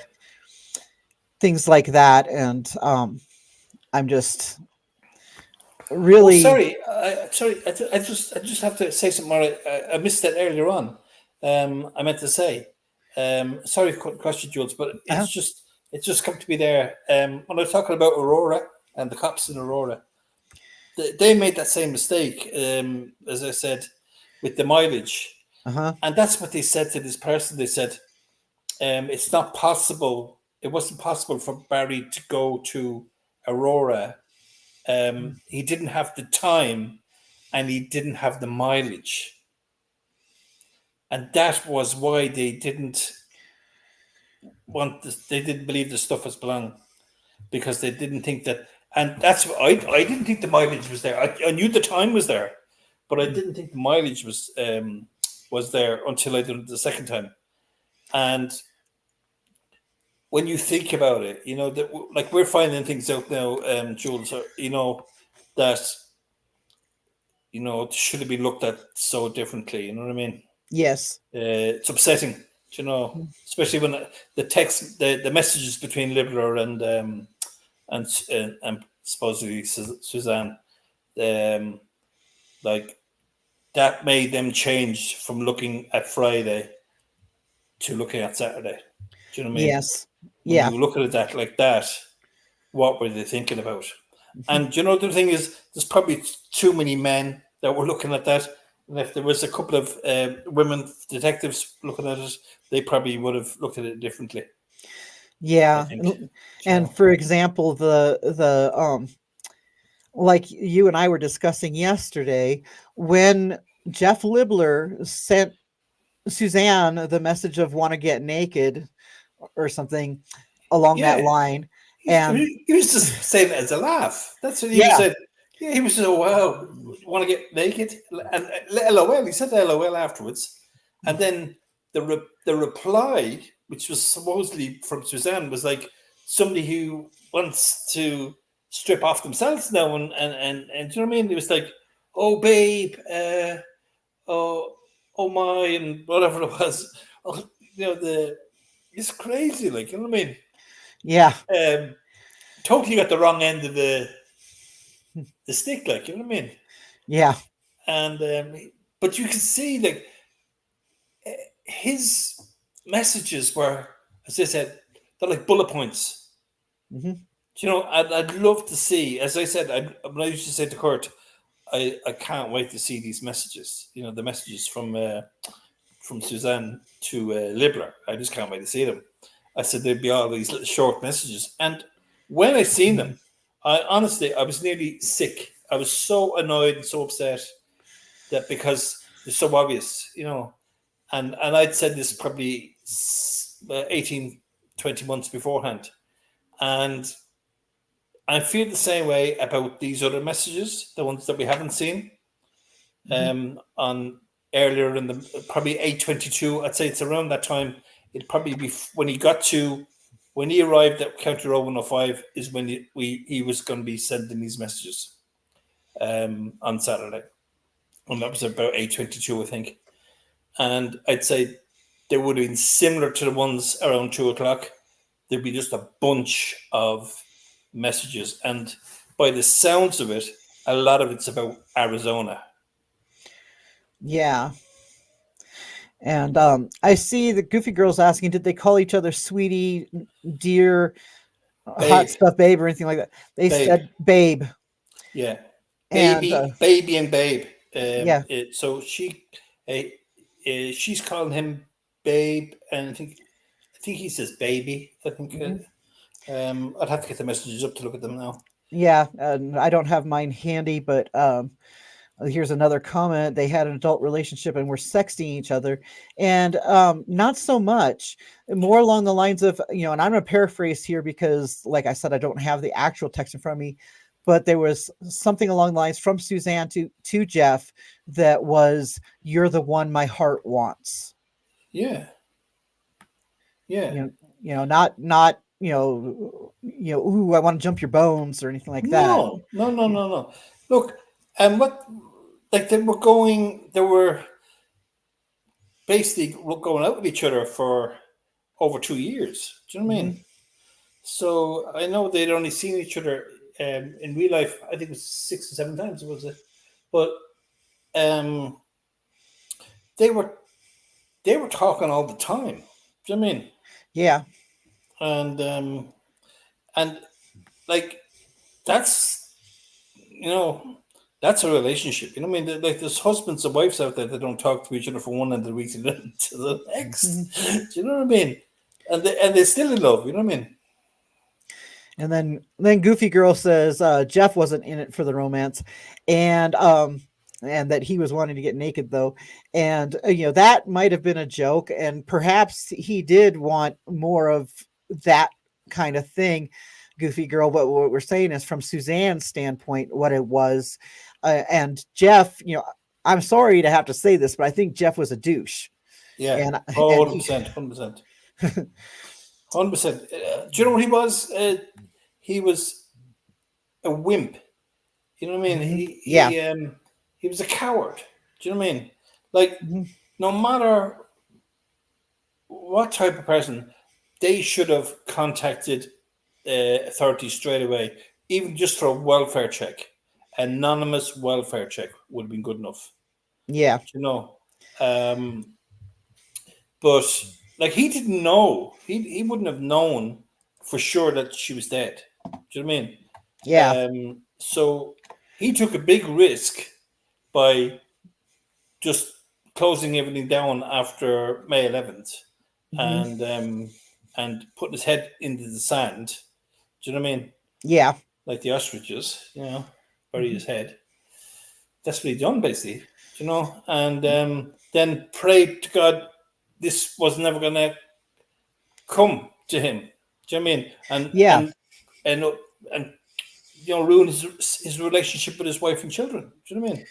Yeah, and someone asked me whether he's gotten divorced, and I don't I believe don't think he so. has. No, I don't think. I And think no. I think like they're probably relationships probably not great, but they're probably done looking out for the kids as well. You know what I mean? yeah, and Do you know? plus they You are never know. Catholic, and Yeah, so divorce yeah. probably isn't high on their No, agenda. yeah. Well, do you know, I'd say there's a lot of that goes on where they, do you know what I mean? They sit down, talk about it, and they say, look, what's best for the children? You know what I mean? They Yeah. can go their own ways when the children are old enough. And a bit like Macy, when Macy, like Suzanne was hanging, was definitely wanted to be there for Macy to be in college. You know what I mean? So she was able to be maybe staying with Mallory or whatever. You know what I mean? Yeah. Um, but yeah, it's yeah, And as Journey to Justice said, divorce was not, but cheating was. And yeah, unfortunately, I have without giving away too much of who I am and what I've done before before being on YouTube, I have worked with women who left dangerous relationships, and a lot of times they did happen to be Catholic or another religion where divorce isn't really an option, and and even though they were starting off on their own and everything, they still weren't planning on getting a divorce because they felt that that was so wrong, and also their church frowns on it, and basically to get a divorce when you're Catholic you have to get permission, I maybe all the way up to the Pope, I don't remember. I know that when my mom was young, you would have to get permission from the Pope to be yes, divorced. that's right, 100%. Yeah, I remember those days. I remember those days. Oh my god. But Yeah. yeah. We moved And on. Thanks be God, we moved on from there in yeah, those days. But I just seen a few there. I want to answer is there was one there from Kat and Kimberly was it? Which memorial will Jeff go to? yeah, Not the one that Barry's going to, I'd say, because yeah. he won't go to, he won't go to any. And Kat was saying about where is it? The same. Oh, where is it?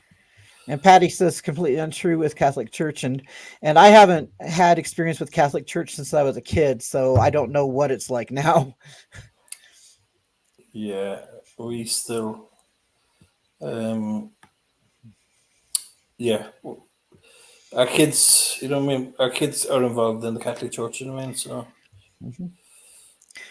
I was talking about Jeff and the Catholicism, Goofy Girl, but Goofy Girl says Suzanne was a Baptist, yeah, um, and sometimes Baptists can be rather strict as well, depending on um, which type of Baptist. Was she Free Will Baptist? Was she, there's Southern Baptist.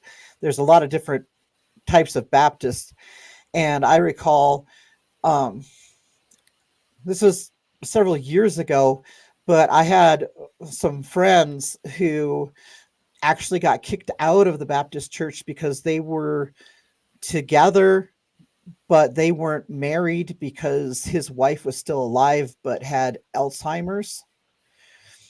And she had gotten it young, and so she wasn't mentally competent to be able to be his wife. She was in an institution. right. Um, and he didn't divorce her because she needed his insurance and everything Yes. for her care.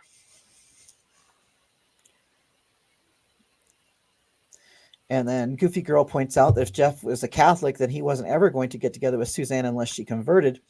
And that's one of the things that Suzanne had actually even spoke to Jeff about, which was that leaving and everything wasn't for Jeff.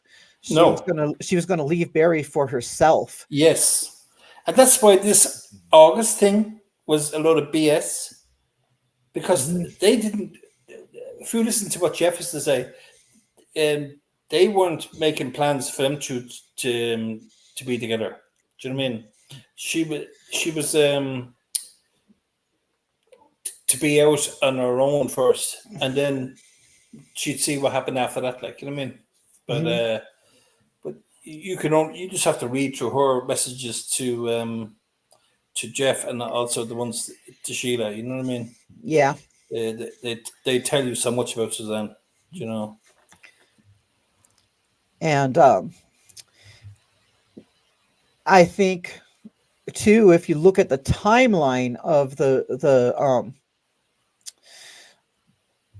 timeline of the relationship with Jeff, it spans from when she got diagnosed with cancer the second time until she was killed, and she supposedly had completed her cancer treatment and everything at that point, and as Barry said, had beaten cancer. Um, so at one point or other, Suzanne probably needed the fantasy of being with Jeff later to help keep her spirits up and get her Yeah, through. something positive to look forward to. Yeah. Yeah, and just somebody to talk to every day. Can you imagine being sat in that house with no friends? The Valerie's in college, Macy's in school, and Barry's away all the time, and she's there in this ivory castle on her own. She goes stir crazy. Like she was lucky to have Jean Ritter just around the corner, but Yeah. I'd say she lived for Grace Church on a Sunday and that type of thing. You know what I mean? Just to meet people and where she was out shopping or whatever. Yeah. But And people have said that she was, what the description of her made me feel that she was like starved for friendship and stuff. yeah, That, in the height of COVID, while she was at the a store in the parking lot, and someone went up and spoke to her and was apologizing because they didn't have a mask on or something. And Suzanne went and hugged her anyway, even though Suzanne was going through treatment and stuff. And Suzanne's, oh, don't worry. And Suzanne had her own mask on and stuff. And that's just how she was. She was a loving, friendly person, and it's just kind of sad to me that she got moved over there, and then thinking that this is going to be a time to work on the marriage with Barry, but Barry had no intention of ever changing. Yeah. But Barry liked what he was getting out of the marriage. You know what I mean? He was happy enough. He had the freedom to go hunting and meet these women and whatever. He had a good life. He go out with his firefighting buddies. He go out with his work buddies. He had his hunting buddies, and and then he had women at every port, basically. You know what I mean? Mm-hmm. And what I've had up on the screen for a while is an example of financial abuse. It's a part of domestic abuse. Yeah, the a lot of mm. people didn't. A lot of people don't understand that people will stay in relationships for a variety of reasons, like they're being, she was being controlled. She talked to Barry, and then he said, so you want to be on your own? Want me to stop paying all your medical bills? And so, there he was. She was what a horrible thing to say, though. And he's wanting to stop paying her medical bills. I wouldn't mind she had money, and he had money belonged to her. Do you know what I mean? Mm-hmm. Yeah. And I see that about the scent by the scent near the bike. Now you have to remember, Barry was a tracker. Do you know what I mean? Yeah. And all it would have taken for him is to he wouldn't mind walking down into the river. You know what I mean? That wouldn't bother him at all. Mm-hmm. So all he would have to do is just some of her clothing, whatever like that, and just walk with it dragged behind him across to the river. You know what I mean? And technically, he wouldn't even had to drag it. He could just wave it around because of the way scent works. Yes, it would just there would be particles of her skin and things like that on the object, which would get caught on the wind and fall around and all that. I'm looking forward to, Jules, more than anything else, is if there's a new, if there's an arrest and there's new eyes on this, mm-hmm. because I think that was the problem with this case. It was kind of rushed, and then there was a change of direction. Mm-hmm. Like when they came across the Jeff stuff. Yeah. You can't just do that. You just can't say, all right, this is what happened, blah blah blah, and then all of a sudden this comes along, and oh well, then that other stuff doesn't matter anymore. You know what I mean? And mm-hmm.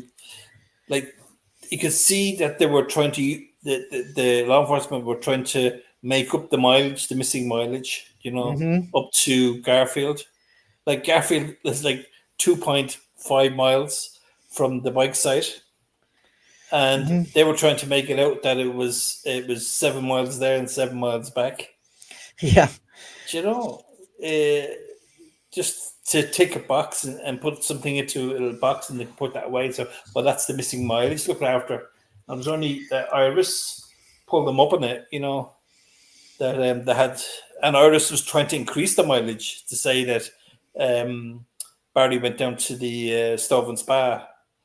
But she there again, but Iris, that she didn't think about the Shell gas station, and Barry would have had to go down and back and wasn't seen on the video. Passing on the way down or on the way back.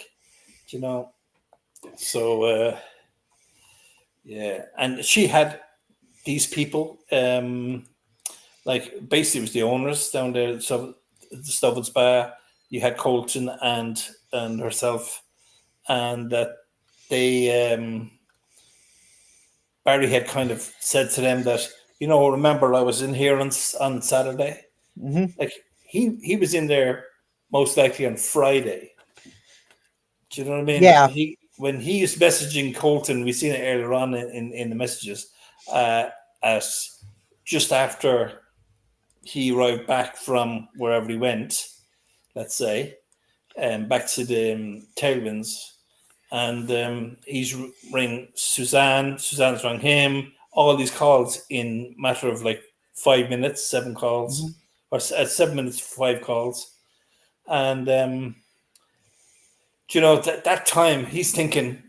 At that time, he's thinking of Colton. Do you know what I mean? Which Yeah. is, he needs hot tub chemicals. He needs somewhere. It's COVID. Where am I going to get? You cannot get any disinfectant anywhere. Yeah. People were buying bottles of all sorts and trying to flog it on. You know what I mean? Yeah. For hand sanitizer. But so he's thinking at that stage, that's in his head. He needs to speak to Colton. And so I'd say he probably got his hot tub chemicals on the Friday, not the Yeah. Saturday. I mean, Yeah. That's. I was trying to find, but of course, my stuff's a mess. So I couldn't figure out. My file's probably on the other computer, but um, well, ask me and I, I'll tell you. I Yeah. had something that was leading me to believe that he had gotten this biochemicals. I was trying to find the thing where Suzanne's phone texted him to pick up Yes, that was on biochemicals. Saturday. Okay. And that was on Saturday around 11, 11:15 around that time. Get the hot tub stuff. Hot Mhm. tub, get hot tub stuff or something like that, is it? Mhm. So that was when he was up at it was either when he was just at he left Hutchinson Lane at 11 o'clock. So it was either just before he left Hutchinson Lane or when he was down at Poncho Lumber when that message came through. Um, so it was around that time, within those 15 minutes. So yeah, so that's what I was saying. At that time, he had, after getting that message, would you think he would have been going getting the chemicals then? Do you know Mhm. what I mean? Uh, and the thing is, you see with this as well, is that there's stuff mentioned, and it always kind of ties in with, you know, an event. You know what I mean? It's like as I said, tech commander there, have your receipt. Do you know what I mean? Your proof of Yeah. what you're talking about. Barry's always he's got receipts for everything. Do Mhm. you know what I mean? The pizza and ties in with um, the story that on the ninth when he's Suzanne's messaged him about the had a fine night, went to got pizza, looked the property. Then you got the photographs of the property. Do you know what I mean? Mhm. Yeah. Exactly. Then you get the Eh, photograph of the pizza supposed to be, standing in line outside pizza, which we never yeah. seen, but another photograph. Do you know what I mean? Yeah. So he's trying to prove all the time. And I think a lot of the thing with the cameras up in the hotel, he knew about the cameras. He had So, stayed there before. oh yeah, Um. he had said, look, well, they done the wall before. We see when he was up at Cody Cox, done the wall a year and a half beforehand. So he was up there that time.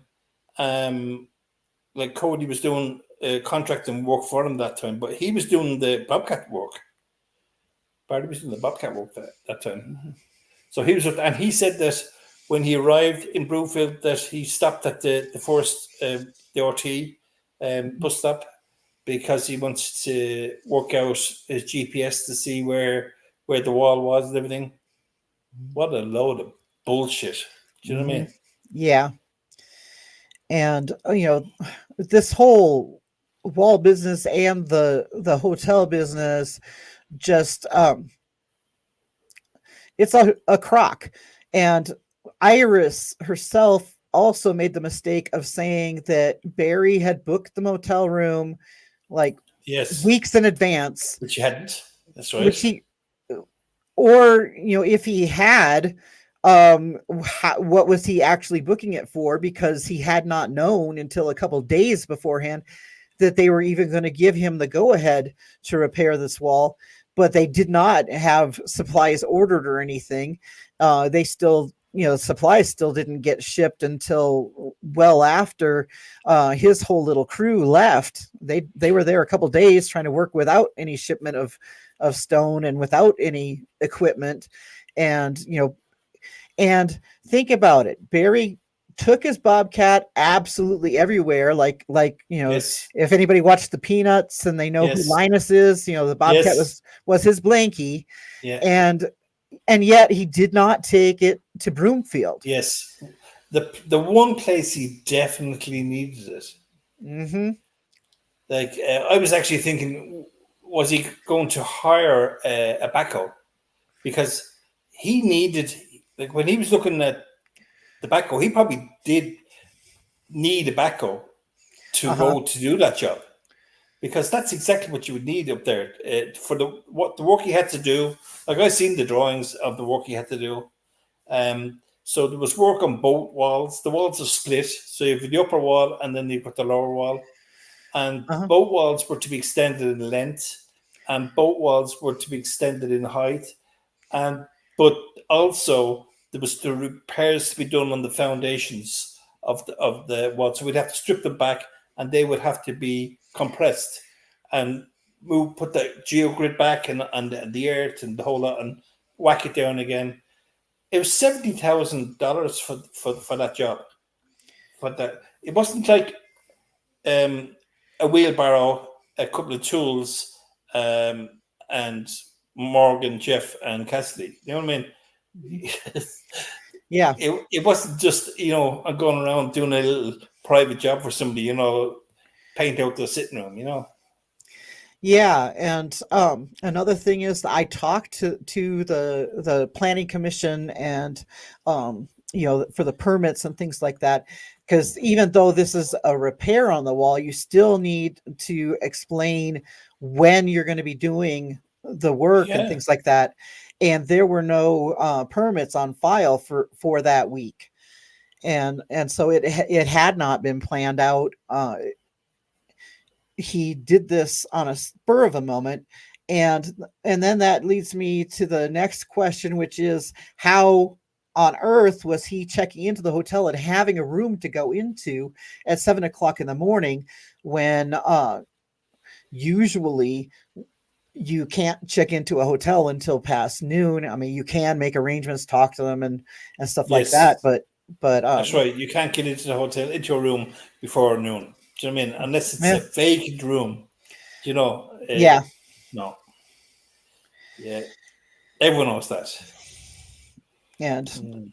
And then Tech Commander made two good points, and the first one was he says that she hated her lifestyle and the wealth, and she volunteered at the domestic violence place where the judge's wife also um, volunteered and stuff. And that's one of the reasons why I had been wondering and did the petition thing that people have run with in various news reports that don't quite have things right.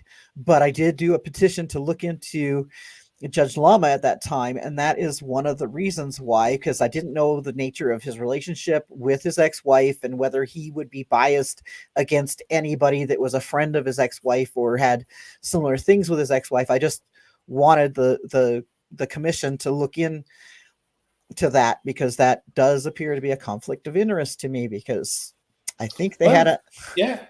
a rough Like divorce. this is like a domestic violence case. Yes. Do you know what I mean? Like they don't come much bigger. Do you know what I mean? Like he's admitted that he hit her. Mhm. Um, he had the motive. He was abusive. Do you know what I mean? Like he told everybody the marriage was perfect. Since all we've done is find out from everybody that it wasn't perfect. Do you know what I mean? Yeah, Even and even on her birthday, Suzanne is telling her friends, the Richardsons, that she's moving away and she's going to do Barry's books to create a bridge between them. Do you know what I mean? Hmm. So Yeah. a lot of friends knew that the marriage was over. Do you know? But Plus, there's the little fact that they had a marriage counselor back in Indiana that Barry yes, talked to on the phone, or missed the call from I'd during say that I'd say specific time. Suzanne might have made that phone call on the Wednesday. Hmm. Do you know? And then, or maybe the Wednesday. See, the Wednesday what Gruesing was on about was um the big argument day, Hmm. because Gruesing didn't get grips of it. But you see, you got, which was a big day because you had Barry threatening suicide, which he had done in the past. This was the same thing he'd done before. Like I've sent you stuff there recently where it says about him um, putting a gun to her head or whatever like that, or threatening to jump out of the car as well. And these are going back 2018. Yes. So this wasn't new. You know, this has been going on for a long time. He's using the same thing, constantly. Yeah, he threatened to harm or kill himself if she Yes, would leave him. yes, that's it. And also threatening to jump out of the car while she was driving the car. He opened the door. Um, when we're driving up in the mountains, I actually said this on Reddit. I said, "It's a pity he didn't do us all a favor and jump out of the bloody car." Yeah. Um, but um, yeah, and then to turn around and start saying, we did this lovely marriage, but he's so cold. Do you know what I mean? This guy, there's no bit of love about him at all. Even it must have taken him ages to do that 26-second video.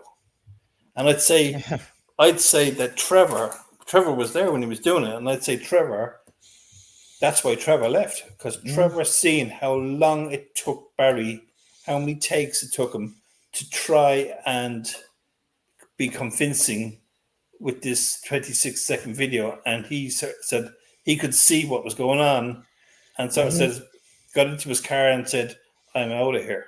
Do you know what I mean? Do you know what I mean? He's done this. Do you know? Mhm. Yeah. If you got somebody trying to act, another man would have just got up and just, and it would have went on for a long time because you would have poured your bloody heart out. Do you know Yeah. what I mean? It was just 26 seconds. Do you know what I mean? Like, that's how good the marriage was. Mhm. Yeah, and another thing I was going to say about the marriage counselor and calling at that time is that quite often, um, marriage counseling, it doesn't just work to try to repair a marriage.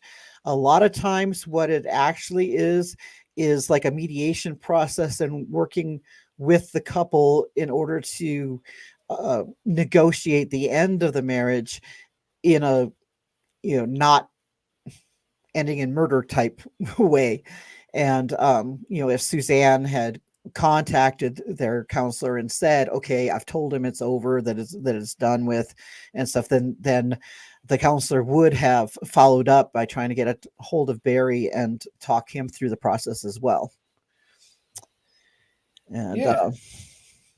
I see that Tech Commander asked or said the family would have been given the results before the public, and it's going to be public on Monday, uh, we think.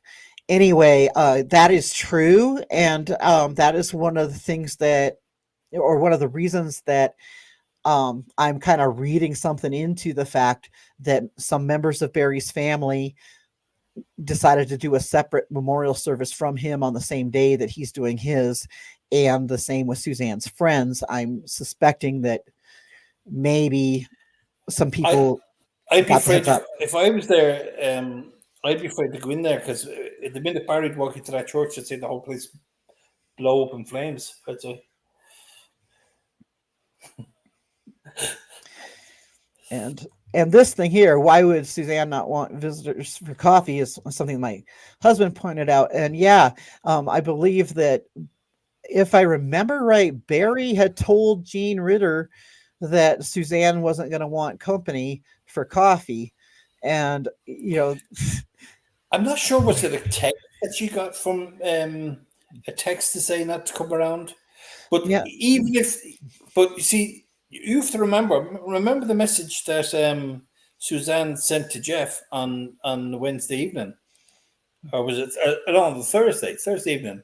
Um, um, could you stay a little bit longer? Remember Mhm. that text? Yeah. It's going to just know it's going to be rough. Like Yeah. Suzanne knew it was like Suzanne grabbed this opportunity as much as Barry was grabbing his opportunity. Suzanne was grabbing her opportunity to get out of the marriage. This was the weekend. Macy was away. It was going to happen. You know, it's going to be hell, but we're going to get through this. And at the end of it, we're going. It's going to be, at least we know where we stand. Whether it's going to be civilly or not, civilly would be best. But if it's not, whatever. But Barry was using this opportunity to see if he wasn't going to be able to talk her out of it, she was gone. You know Hmm. what I mean? And Suzanne Yeah. never thought for 1 minute that Barry would, like, because they had problems in the past, and she said he would know not to cross that line. Said to Jeff that Hmm. he would not cross that line, that she would go to the authorities. But he done the step above that. There was no going to authorities. I mean, there was just going to Moffat, and that was it. You know. Yeah.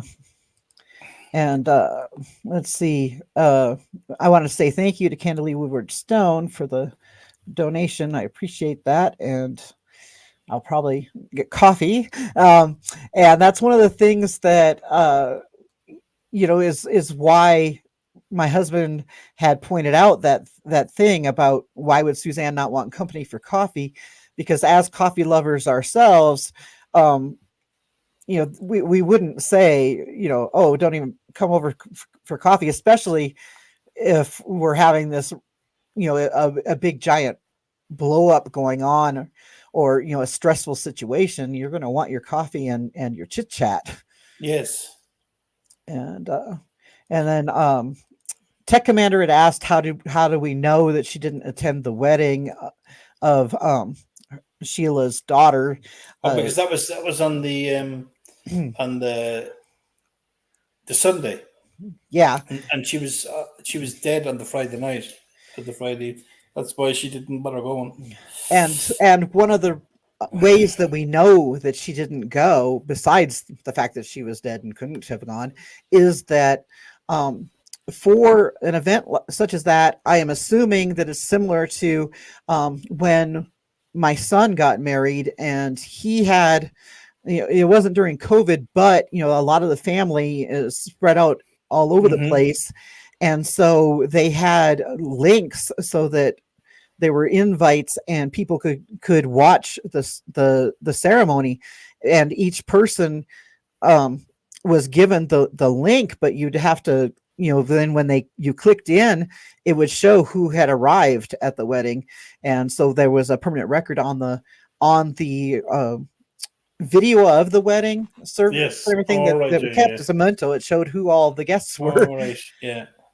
But So like we know what Sheila, we know from what Sheila said. You know what I mean? That Sheila said that she received two text messages in the morning, and this was really early in the morning. This was before Barry got onto his bobcat.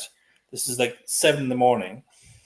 She got two text messages. Then she sent three. Sorry, she sent two back, which were opened but not replied. And then there was three in the afternoon she sent, and they were never opened at all. So that's that tells you that Suzanne wasn't alive on Saturday. mhm.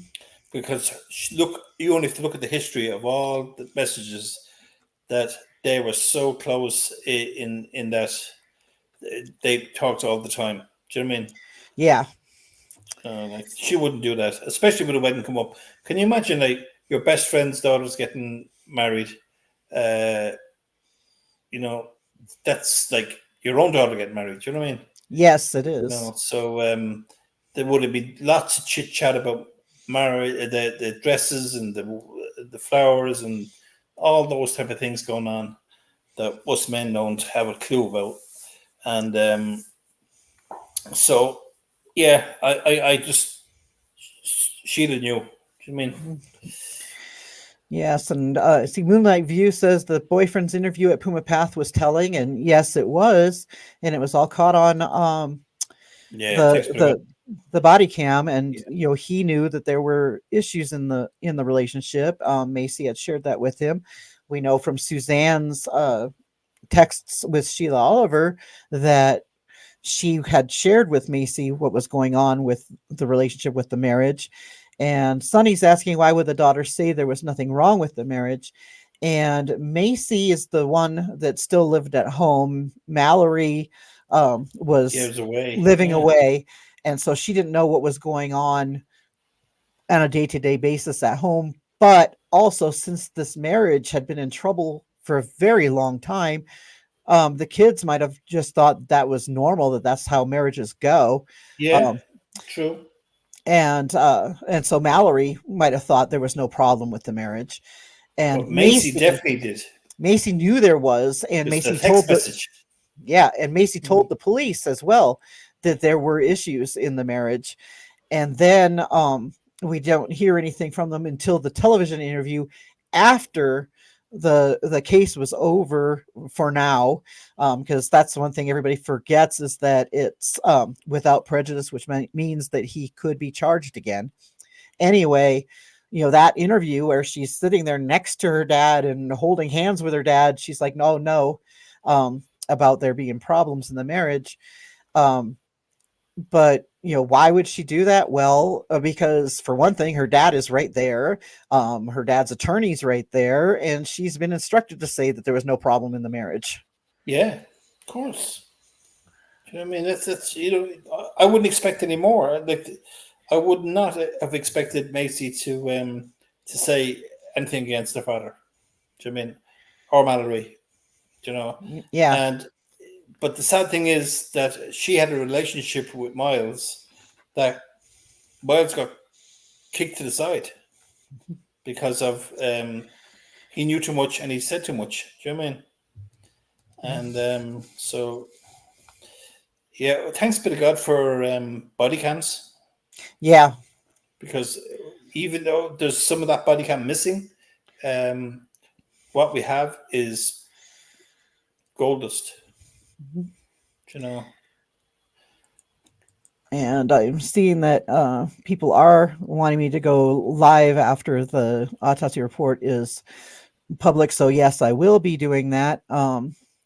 And Be Kind is saying I need to hear and see Kurt. Miss him.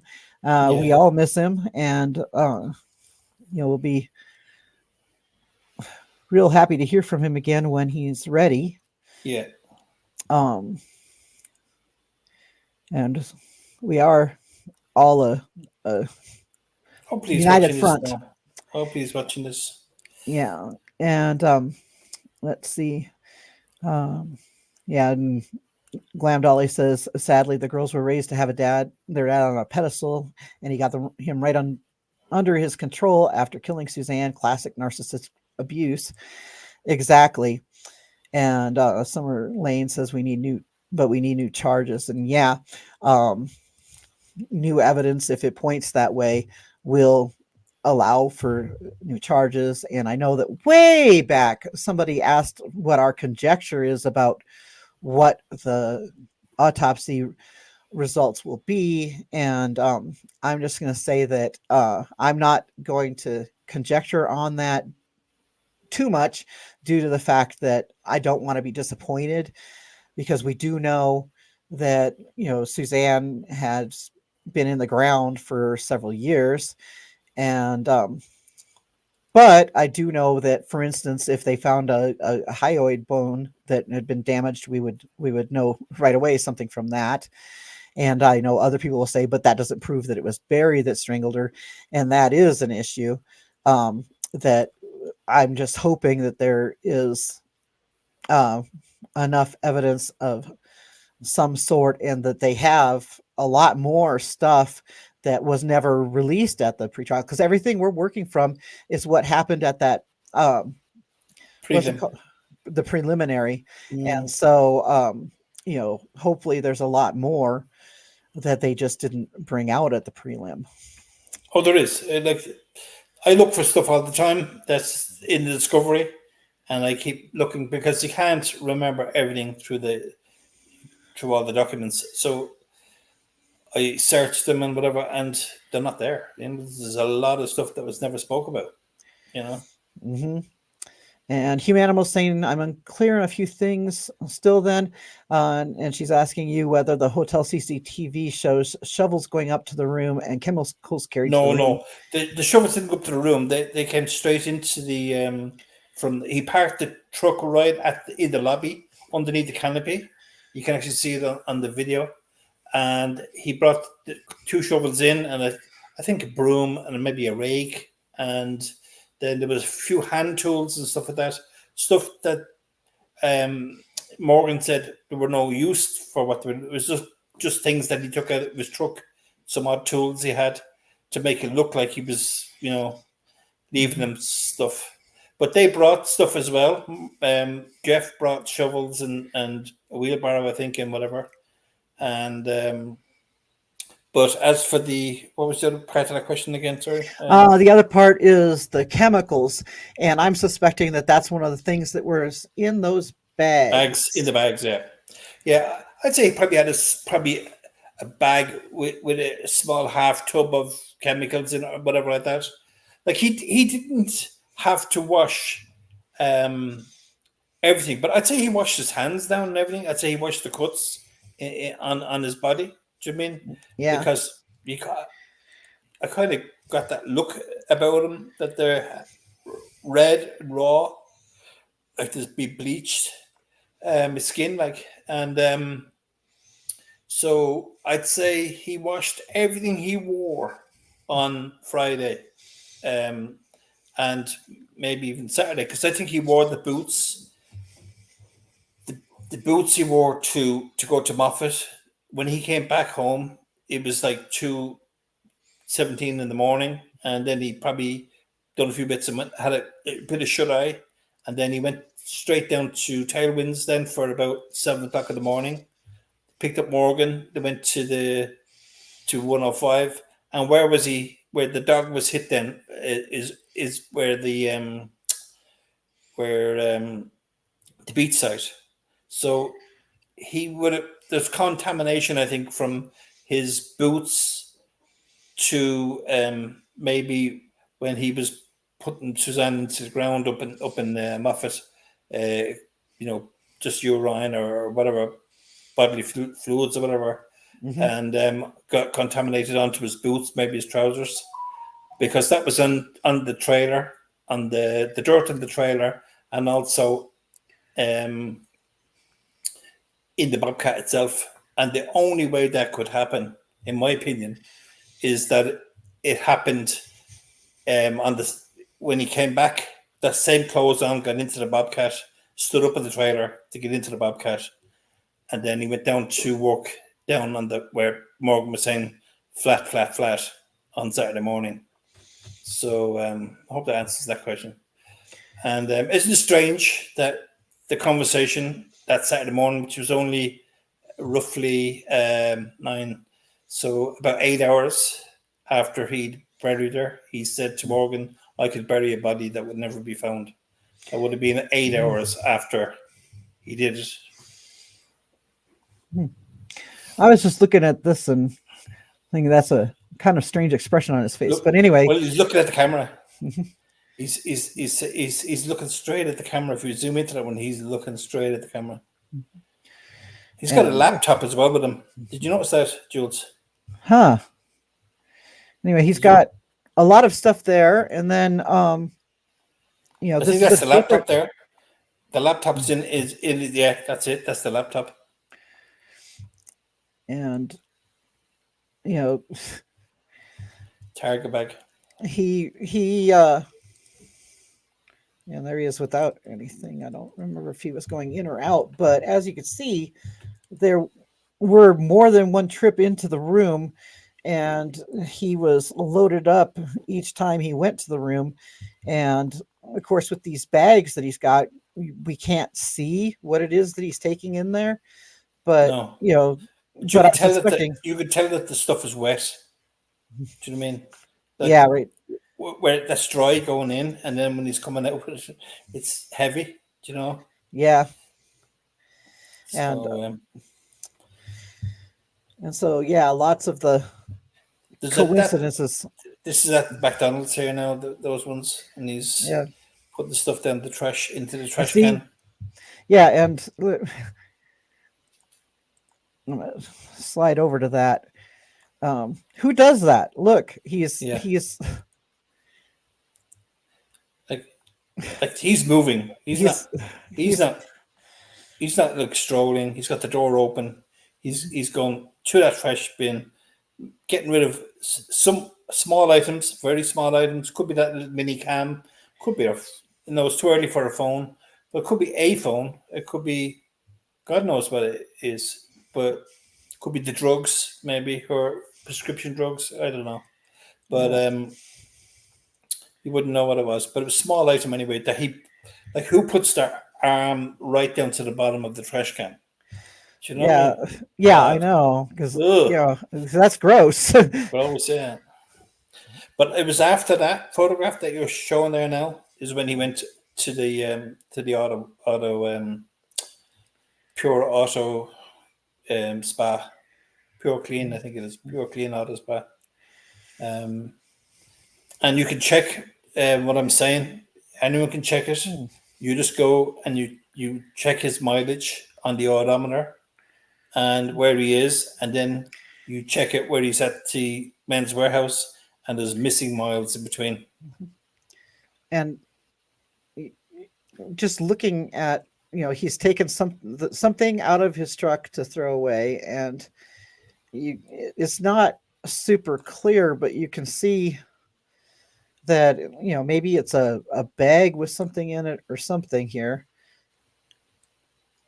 and then he does dive way in like I'd he's say, Jules, he brought stuff up into the room which he had to clean, right? uh-huh, Because he couldn't clean them at the house. You know what I mean? He couldn't do the clean because there'd be bleach and smell yeah, of bleach around the house.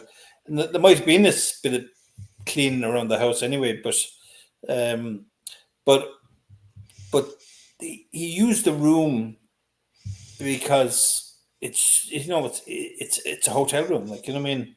Uh, he probably used the bathtub and or the shower, whatever it was, and put those said items that he had to clean, which is what he was wearing. You know what I mean?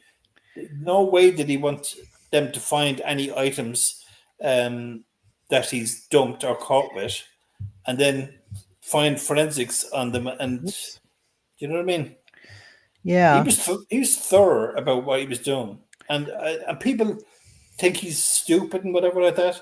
I tell you, this guy is clever. Like it's only catching him out on the very fine details.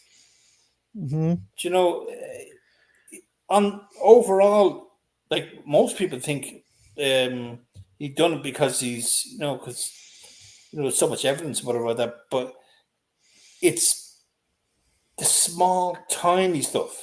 When you dig really deep, that it's he doesn't go. How would I put it? He's a guy who kind of does a rough job. Do you know what I mean? mhm, He's not meticulous. Do you know what I mean? mhm.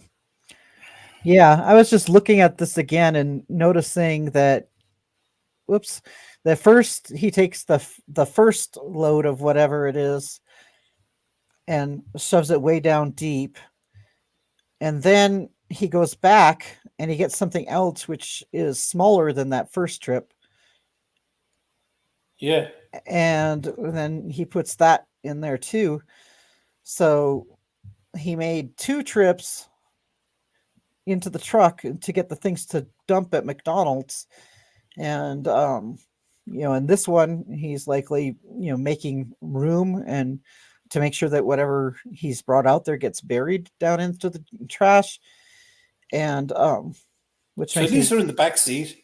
These are in the back seat by the looks of things, isn't it? It's not in the driver's seat. That's the back yeah, seat. so very interesting, and it's like, So okay, Barry. what human animal was asked about as well about the shovels and that. they were when he left there. He had those shovels in the back of his truck, Mhm. and I guarantee when he went to the pressure washer down to the just when he left here, that's what was getting washed was all the hand tools that he used to bury Suzanne. The shovels, the same stuff he brought. I'd say they were the same stuff he was cleaning, and the back of the truck as well. The actual the deck of the truck that would have been all washed out, and maybe the wheels, but and his windshield because he said he washed his windshield. Mhm. So there's always a little bit of truth to what he says. Yeah, and I see that Goofy Girl says he cleaned things in the room and then dumped them in the hotel dumpster. Why? Why no No, evidence no, right no, next to no, it? No, no. He didn't. No, he dumped he other dumped things. normal stuff. I'd say kind of household stuff. That Mhm. stuff like the now his camo coat, the camo jacket. I think that went would have been somewhere else as well. That would be dumped separate because I'd say he probably wore that going out that night. Mhm. His when he was camouflaged up. Um, so, but all those stuff he put into the dumpster, I think he said, "Oh, there's hundreds of cameras there, or whatever. Cameras all over the Mhm. place." He knew he was under camera. He knew he's been surveilled. So he was using the cameras that kind of help, because he was showing them where he's putting the stuff that they would have found the bags, and they said, "Well, it's just normal stuff." You know what I mean? Do Yeah, you know what I mean? It's just household stuff. We don't know if they ever recovered anything, but if it was only household stuff, that would have went into his favor.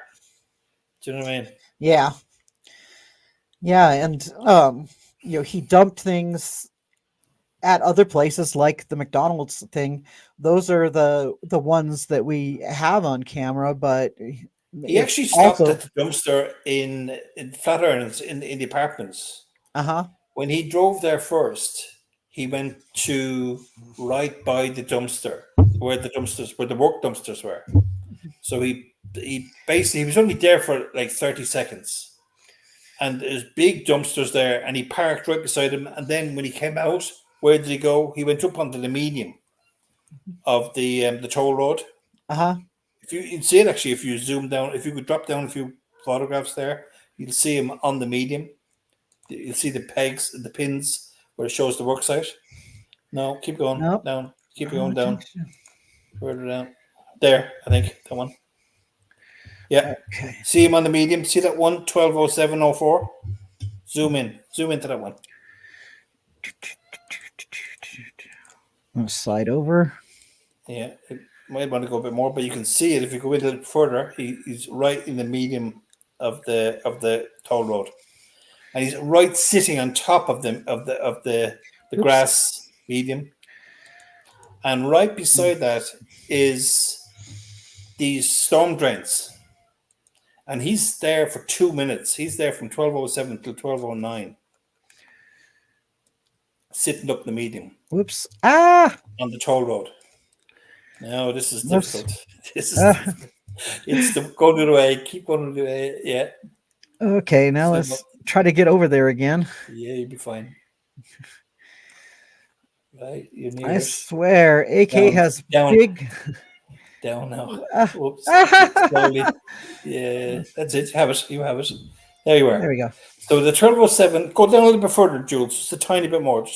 That's it. Click a few more times. Now see where the two roads meet, the toll road and the 96th Hmm. Street meet. That Yeah. is the entrance there. Just there on the right there. Just there we have the cursor. That is the entrance into the site. There was a gate there. Hmm. So he drove out the street up there and turned the truck around on the medium of the toll road, parked up there, and then drove back in that gate to get up by the wall. Yeah, the wall's Yeah, over in along here, there. guys. Yeah, basically along there. So, but he sat up there, opened the door of his car, so he got out of the door of his car, Jules, at 1207, and there was storm drains right beside him. Oh. Wonder what he tossed in there. God knows, but we don't know. But like, if he had separated stuff up, you know what I mean? It's separate bags, whatever that he wanted. Some stuff that he didn't mind if it was found, and then stuff that he didn't want to be found. Do you know? Yeah, and um guys, I was at the wall site and everything, and I have a video of that too. But anyway, there is no reason for him to be up here on the median. No. There, it's not associated with the wall at all. There's nothing to do with the wall job up there. There's no reason for him to have done this. And that's a toll road. If you go any further than that, you get a ticket from the toll, because Kurt done the same thing, but he had to pay for the toll, and he forgot to pay it. I think he got a bigger bill. I think so, because he drove further up, you know, further east. I think east. Yeah, east.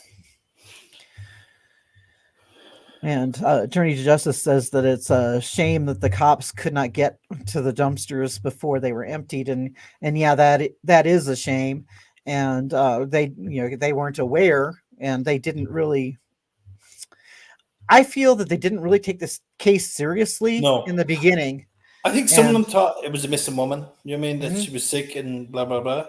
Yeah. But I think after they had a chinwag on Monday when they were taking the truck away, I think they knew then, that this didn't smell right. But they should have had somebody then going to the hotel to look at the footage straight away. But it's easier for us to say, isn't it? It's easy for us to say in hindsight. Do you know what I mean? Yeah, it is. And I see Goofy Girl says, even after all that cleaning, his truck was still an unholy mess. He said that he had been looking for a permit of some kind or some kind of paperwork for the job they were doing the next day. And, he would have had a heck of a time finding that since there was nothing filed yet. So there was no permit. No, there was no permit, but he did have drawings. Like, I've seen the drawings because Lauren had them on her on one of her videos. So I see the revised drawings, and I was actually sure that he actually did get to go ahead for that job back in March of 2020. They got somebody else to do it. No. Afterwards, you're talking about afterwards. Yeah, the same guy, his friend. What's his name? 1 second. My head is gone. Anyway, the guy who is friend in Indiana. The main contractor, he got them to do the wall. So the fellow who was supposed to, Barry's friend, ended up doing the wall, the new job, and they just took the whole thing out and rebuilt the whole thing back again. Yeah, because it was so bad, and it was so bad, even they done a poor job, according to. It's still Miller, not Robert Miller. Is it Robert Miller? I think his name is. Yeah. And let's see. And Hugh Animal's asking, wouldn't they make an arrest before the presser? All we can do is hold our breath, I guess. And I'm not even sure if there's going to be a presser. It's just that because the autopsy report is a public document, it'll just be made public. So I don't know if there's actually going to be a press release on it. And not necessarily on whether they would make an arrest beforehand. There've been several cases that I'm aware of where an autopsy report was released before there was an arrest. Sometimes they actually release things so that who they've got an eye on, they just see how they react to the public information being put out there. Yes. Yeah. I think we're going to still be in the dark for a while. Yeah. I mean, like I prefer it that way in some, you know what I mean? Yeah, I feel better about this time around because of the amount of quiet that's going on, because there were way too many leaks the first time around. Yeah. and that's not good for a case. And you know, but thanks to Linda Stanley having a big mouth, we are also aware that while there's all this talk of the spa chemicals, the spa itself was actually empty and full of muck and leaves and things like that. So there was no reason to be asking for spa chemicals because Yeah. it was empty.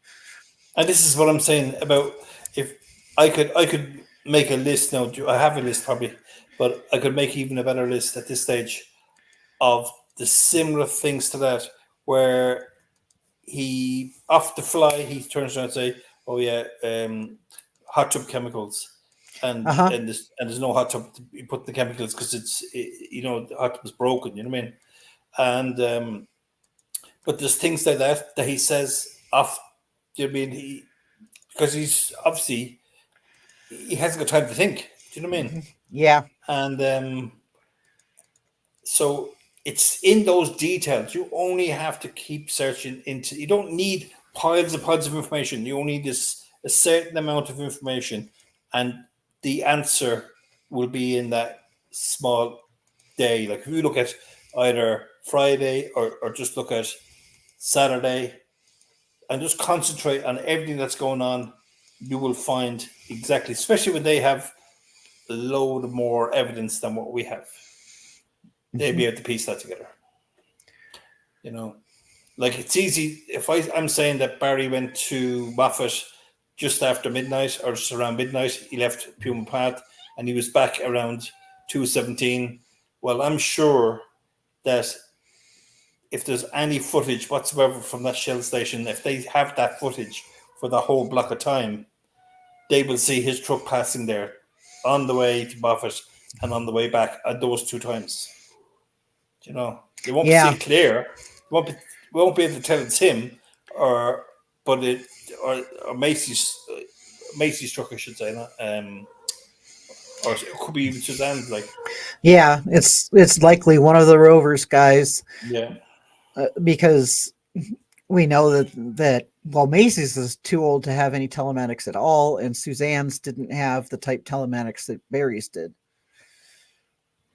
well, Martin knows more about those because they're those vehicles' origin is his neck of the woods. yeah, UK. Um, Go figure. So I'll just see my there 1 second. It's about the spa chemicals. I'm like you now, trying to zoom up here now, Jules, and she's flying up. Uh, oh yeah, go figure. I think Suzanne had wanted to clean the spa out and refill with fresh water. No, like, see, we get confused sometimes, and I was getting confused at the beginning when I decided to open up about what I felt. Um, you have to get into your head that Suzanne isn't thinking about sunbathing or being half naked in the hot tub where when Barry's around, because she was afraid to be on her own with him. Now, mind, you know, make it look as if she was putting out or anything. You know what I mean? So that wouldn't have been the case. Do you know what I mean? Mhm. There's no way. Like, you have to understand that on um, May 5th, um, Barry Suzanne dropped Macy to Gunnison, and when she came back, she's expecting maybe they're going to sit down and start discussing things. You know what I mean? And he doesn't come Yes. home. He doesn't come home at all. He stays out all night. You know what I mean? And Yeah. she and she's livid, and that's why there's the big argument on the Wednesday. So Macy's only just gone, and he's after, you know, deceiving her basically. Then then he's looking for forgiveness and all that on a Wednesday. He stays there on Wednesday. On Thursday, then he does the same thing. He stays out Thursday night, doesn't come home, and that she's livid again. But now she's had enough, and she writes her list of grievances, and she is not letting go. She's saying everything. She's letting them know every single thing. She doesn't care. She wants out of it, and Uh, he does what he does. Yeah, and Humanimal made a very good point, being that likely he used Macy's vehicle because Suzanne's would be more likely to be looked at quickly for clues Yeah, on the disappearance. but they were both taken. Both all three were taken to the forensic building. The three vehicles, and I think it's a motorbike. Yeah, and let's see. Oh, and my hubby is got my back here, and he's saying it's not Jules's fault that that Linda Stanley went on Jules's channel and made statements. Jules brought that to her viewers, and now people and news agencies are blaming Jules for damaging Suzanne's case, which is Yeah, true. And you know, yeah, and it's not been reported correctly in any of these articles either. None of them have spoken to me or talked to me about what went down with her. They just kind of assume things and run with it. Um, and like the same things going on with Kurt as well, yeah. which some people say, who's Kurt? And Kurt is AK Rocks. Everybody knows who that is. And you know they just run with that kind of thing, attacking Kurt because he and Martin had done so much work and got the truth out there, and they didn't want it out there. So they've tried to slam him every way that they can, including getting his channel taken down. And that just tells you that they were on the right track, and that's how come all this has been happening.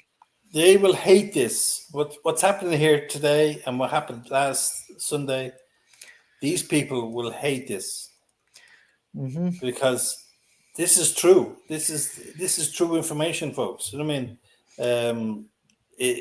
You might say, somebody could say it's all coincidental, but these are the movements of what was going on.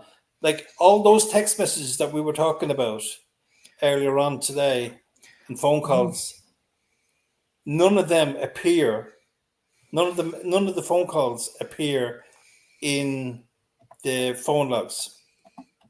All the phone calls we talked about today, um, from Barry in the early morning, like around 10 o'clock. You know the way he was calling her 4 times, and then she called him, and then she called him for 26 seconds.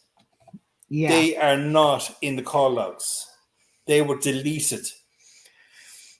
So all those calls, and even ones earlier on in that day, they were deleted. So Barry was deleting those calls. Why was he deleting those calls, folks, on Mm-hmm. Friday?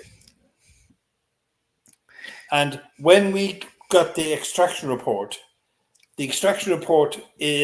should be for all the days, because I know that the law enforcement have it because their times are correct in the affidavit. But the times that we have are the times that Iris messed about with. So we don't have we only have 36 extractions, which are due May 10th and a couple of May 9th. We don't have any for the rest of May 9th and any for the rest of May 8th because they don't want us to see them. They put in the extraction report or the phone logs in twice into the court documents, and the extraction report, some of the extraction reports in there twice. Why are they putting this stuff in twice and not putting in the extraction report? Yeah. And Like you'll see it there. Do you see where it says Jean Mormon, the phone call? It's at 702. yeah, I'm gonna try to 702. bring. Well, it's at 702:58, I think it says. But I have it down as well. I have it down 2 different times. I have it down 702:58, and I have it down at 703:58.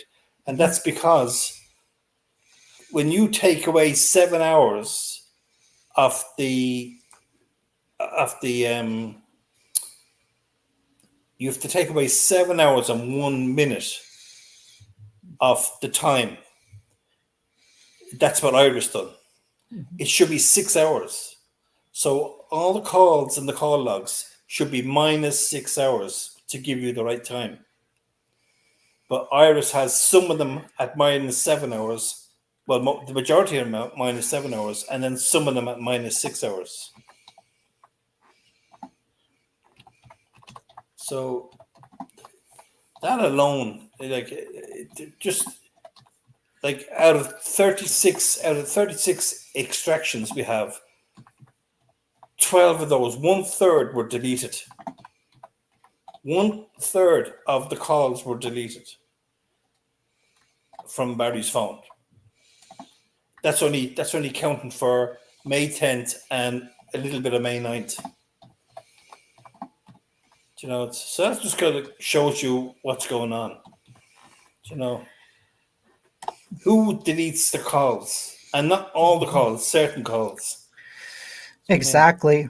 And, another thing is that in my experience working with people who have gone through breakups and such, they usually don't delete the worst thing that gets sent to them. They usually keep that and focus on it. And, it might not be healthy, but that's usually what they do. And look at it again and say, wow, and even share with their friends. Look what they said.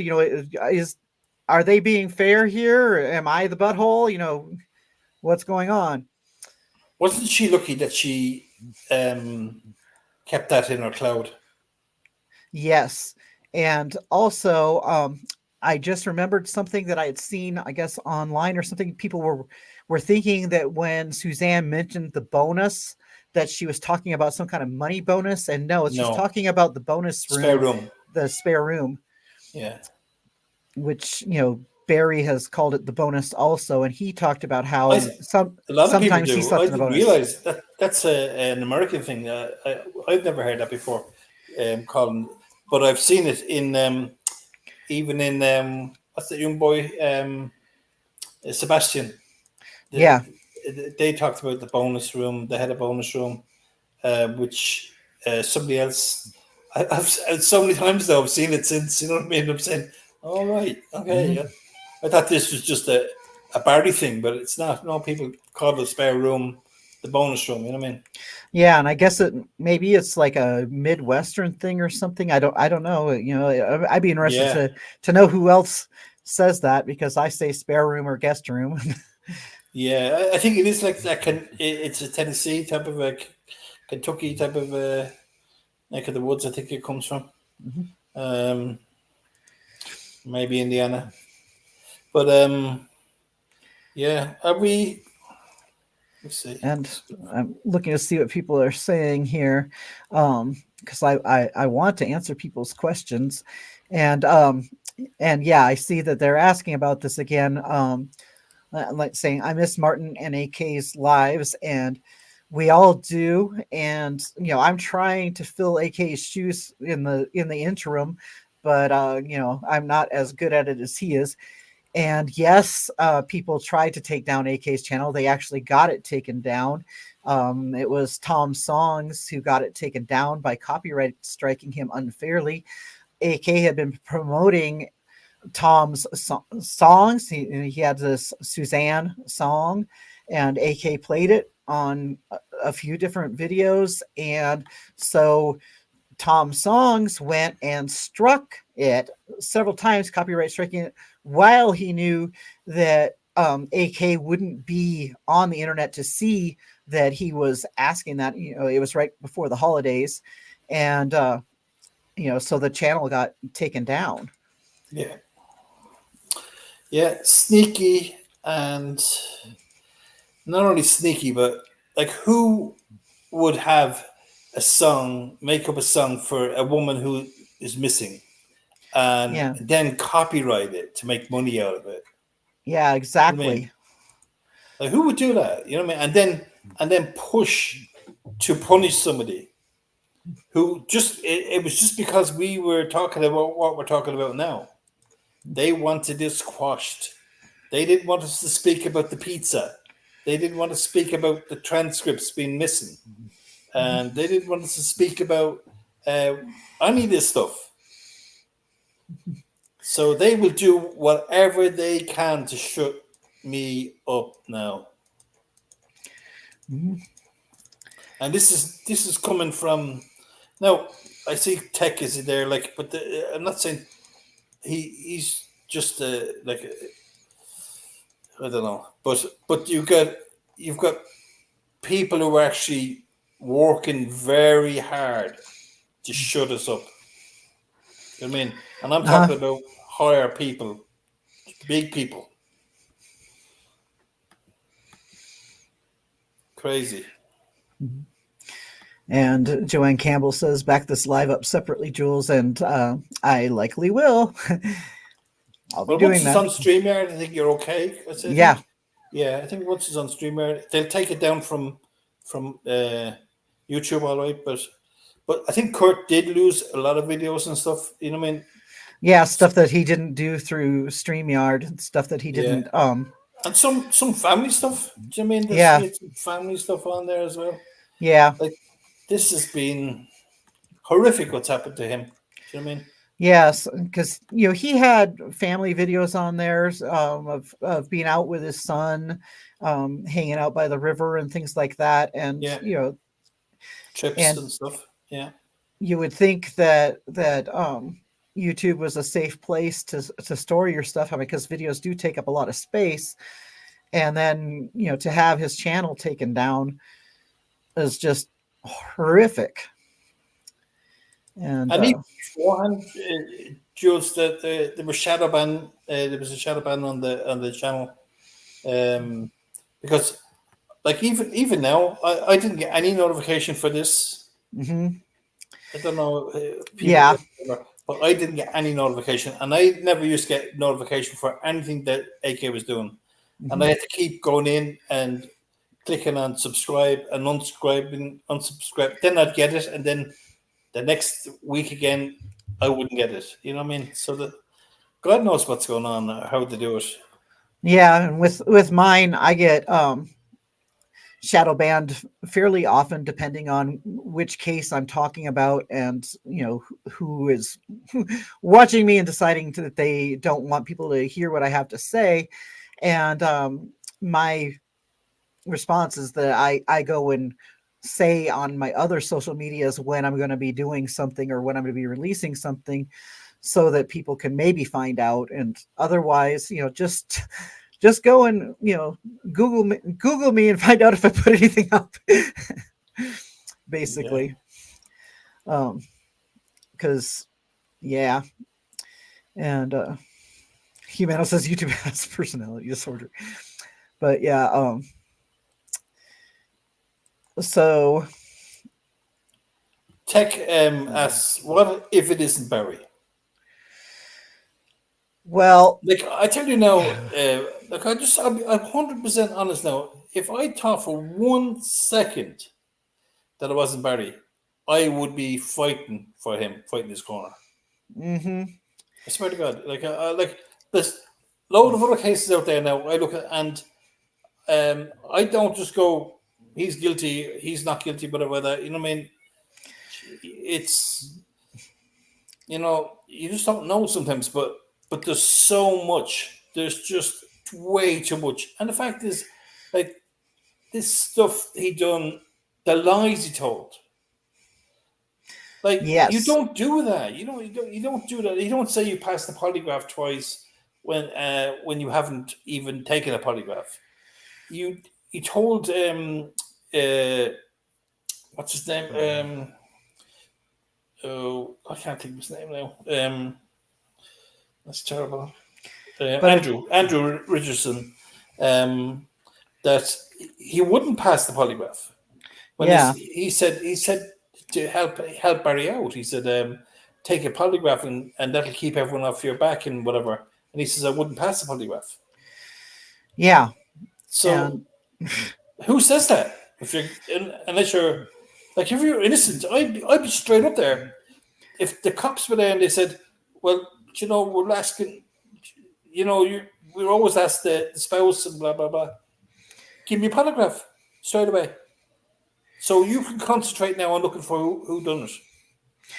You know what I mean? Yeah, Eliminate B. Anything you want. You know what I mean? I'll give it to you. That's the way I'd be. I swear to God. yeah, and the excuses and stuff that he was spouting off right away too is like, the bobcat, and the cat did it, and he contacted family members and members of his church back in Indiana, telling them that a cat got her.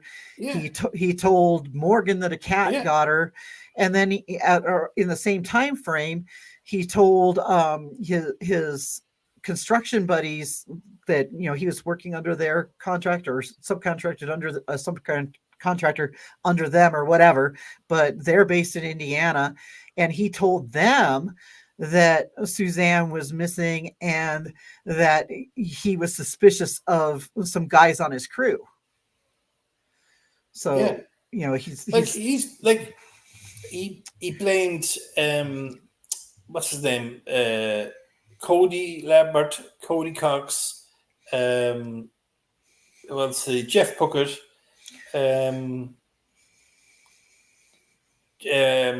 Shosho's daughter and the boyfriend. uh-huh.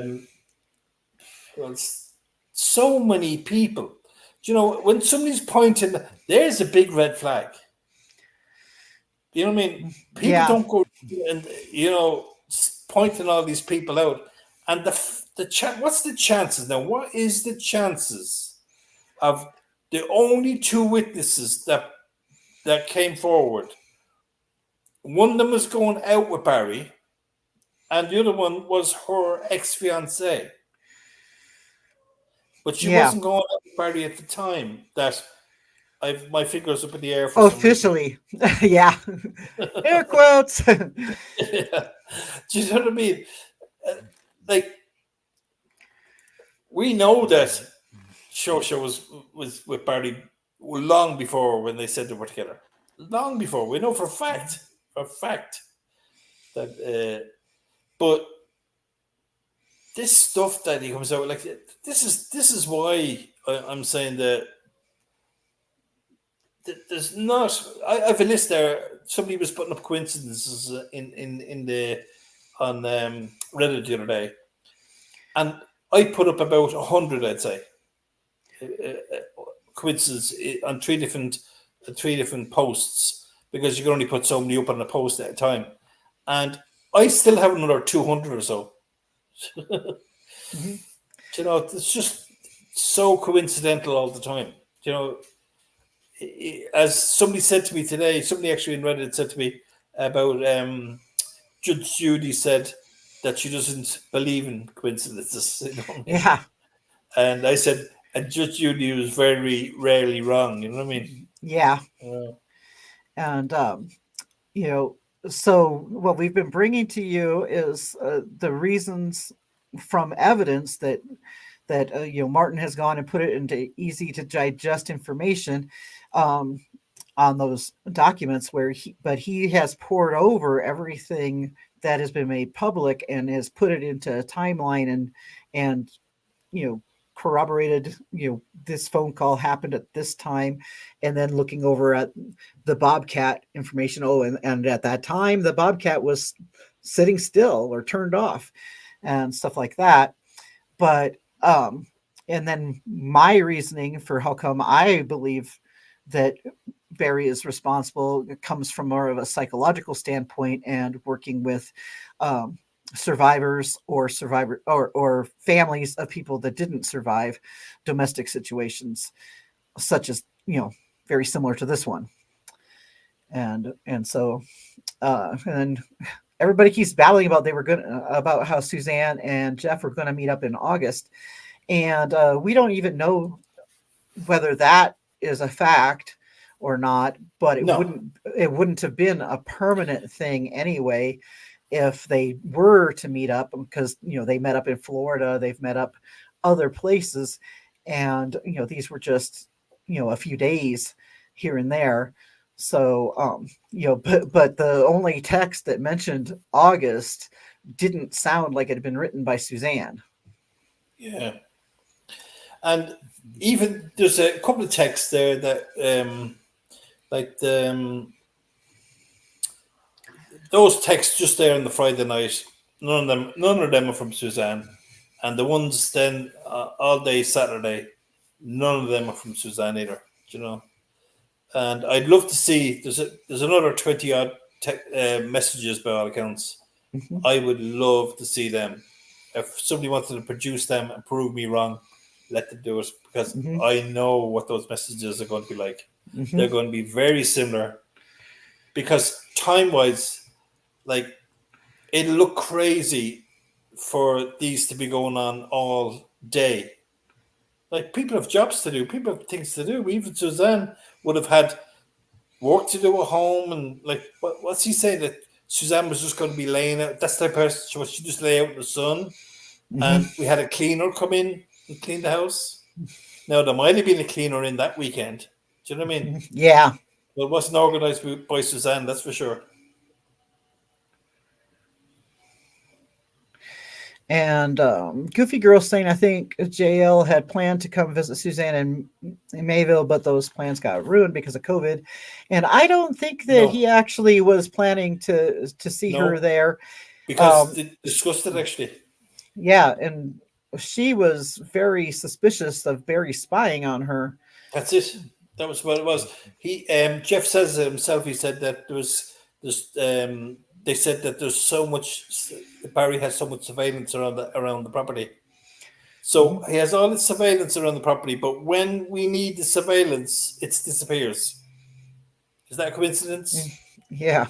He's got all these game cams. He's this mini, small, little, tiny camera that's only the size of a dice, and then he has the security cameras around the house, which are all pointing in the entrance coming in. Any car that came into the property would have seen it, and the recorder is missing,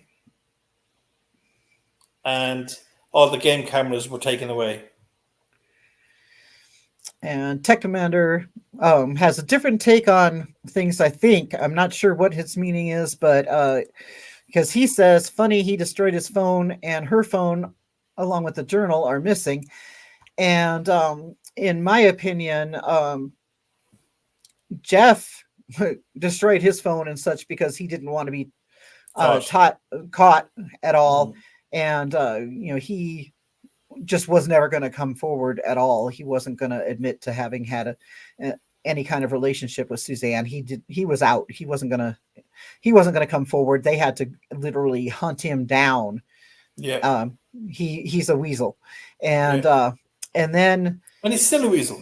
yeah. So he, like, to be honest, I said about the girls a while back about it would be nice for them to come and meet up with Suzanne's siblings or whatever. Mhm. And but I'd say the same about Jeff. About time that Jeff, it's 4 years, you know what I mean, Mhm. does the right thing, Yeah. because he's gonna have to live with this for the rest of his life. This, like, he could eradicate that, you know what I mean, do the right thing, Jeff, Mhm. and then, shit's gonna hit the fan, but at least you're doing the right thing, and you'll feel better inside. Do you know what I mean? The weight will Mhm. be lifted off your shoulders if you do the right thing. Otherwise, you're just going to be known as this bloody weasel for the rest of your life, and you Yeah. have to live with all that. And then, so that's about Jeff's thing. And then I believe that the reason why Suzanne's phone is missing and the journal is missing is, I believe the journal got burnt up. And I believe that Barry destroyed those things because he knew that Suzanne had recorded things um, Yeah. in there regarding their relationship, and that would be pointing to if anything happened to her. I mean, I'm sure she didn't say, "Oh, if anything happened to me, Barry did it," because I don't think she thought he would do that. But I think that anyone else looking at it from a forensic psychology point would look at it and say, "Oh, okay, this is what happened." Jeff did say that Suzanne would be dreading to be alone with him. She was afraid of him, afraid to be alone with him. Yeah, and Jeff said that. actually, I think she said that to somebody else too. Sheila. Yeah. Um, Let me see if I can. I'm going to try to pop back up. And let's turn these over. I hate how these documents are always. Okay. And am I sharing that yet? No. Add to stage. Okay. We're just going to peek at this and just listen to Suzanne a little bit as soon as I. This is between Suzanne and Sheila, and of course, and this is going back quite some time before she was killed. But like September 1st, she says, "Need your prayers for peace today. Been a tough day. And how is your kidney pain? Better?" And then when Sheila asks Suzanne basically to clarify what's rough, and she says relationships. He pulled Macy in again and left. My heart hurts for her. Because this is another form of abuse. Whenever they had an argument or anything, he would go and turn to the girls and be like, can you believe your mother, and that kind of thing. And Suzanne, meanwhile, wanted to protect the kids and wouldn't bring them into the arguments. And Suzanne says he's not stable. It's guilt and desperate measures he's taking. Yes, she knows more than she should about, and this is about Macy. Macy knows more than she should. My heart is aching for what he did today. She and I had a peaceful, fun week. He came in and wrecked it, and left, making her feel bad for him. It's sick. He looks for any reason to run. It can be small, and he blows up and takes off. I believe there's still another. I can't win with him. He's too good at the manipulation. I feel stuck. I can't let my health decline again. And see, that is Suzanne, in her own words, describing that she was in a very toxic, abusive relationship. And, she was just trying to protect the daughters from it. And, we're seeing that Suzanne was being manipulated, that Barry had all these ways of controlling her. There was the money, Bank of Barry, he makes it sound all like, oh, I'm the Bank of Barry. She gets whatever she wants from. But on the flip side, she has to ask him for anything. She can't just get money out on her own. She has to ask him, and ask the Bank of Barry, and and hauling the kids into things, and then making the kids feel bad for him. Right there with Macy, we know she had a very close relationship with Macy, extremely close, and yet what Barry did was show up and have an argument with Suzanne, drag Macy into it, and then he obviously gets upset and dramatically leaves, making Macy feel bad for him. And all the time, Jules, he probably wants to leave to be with somebody else, and exactly. He's left all the behind him, mm-hmm. And then he's gone off and he's enjoying himself, and then when he comes back, he's expecting them to be all running around and trying to make him feel better again. He's a sick person. That's what he is. Mm-hmm. I'm just going to just read this one out. Could you stay with me longer? It's okay if you can't. It's going to be rough week. Just know these next few days are going to be rough. That was on the 7th. Yeah. So she knew exactly what was going to happen. She knew that she didn't know that she was going to be killed, but she knew that it was going to be hell. Yeah, she knew. What she assumed she was going to be in for was a lot more manipulation, a lot more very threatening suicides, all yeah. this. shouting, uh, pushing off her, maybe, you Yeah, know. because while Barry um in and I'm not sure exactly where in the affidavit, and I'll come better armed to back it up if anybody calls me on it. But anyway, Barry told investigators that as he's saying that, oh, I wasn't abusive, but then he says the things that he did do, and he said sometimes he would um, press against her up Yeah, against the wall, and that's physically preventing her from yeah. moving. And while he might be saying that he's not hurting her physically, that is very damaging mentally. And and who knows, it might have also physically hurt. But and he He's told them that he would tell her that he was going to take his own life and stuff over things. He mentioned, and doesn't think anything is wrong with these behaviors of his, which are classic abuse. it's on page 98, Jules. It says, Grusing asked Barry about Suzanne's statement, just wrestle free. And Barry said, I've never constricted her with my arms. Never. He added, and if I were ever in an argument, I would push up against her maybe, and she would maybe slip around me. I would never grab her and constrict her. He said constrict her twice now. He's after saying it. Yeah. And I told you the one incident where I struck her. That was the only time in my entire life where I ever did anything. So if she's saying there is anything physical besides that, it's absolutely 100% not true. Absolutely 100% not true. When Wow. somebody says absolutely and 100% not true, all they have to say is it's not true. Right. The absolutely's and the 100%'s go the opposite way. Yes. Yes, and in so many of his denials, or in so many of the things that he says, you can just tell from human nature, psychology, etc., that he is actually telling on himself. He And tells on himself a lot, Jules. mhm. Yeah. And so that's what I've done when I've poured over everything, was looking at it from a psychological standpoint.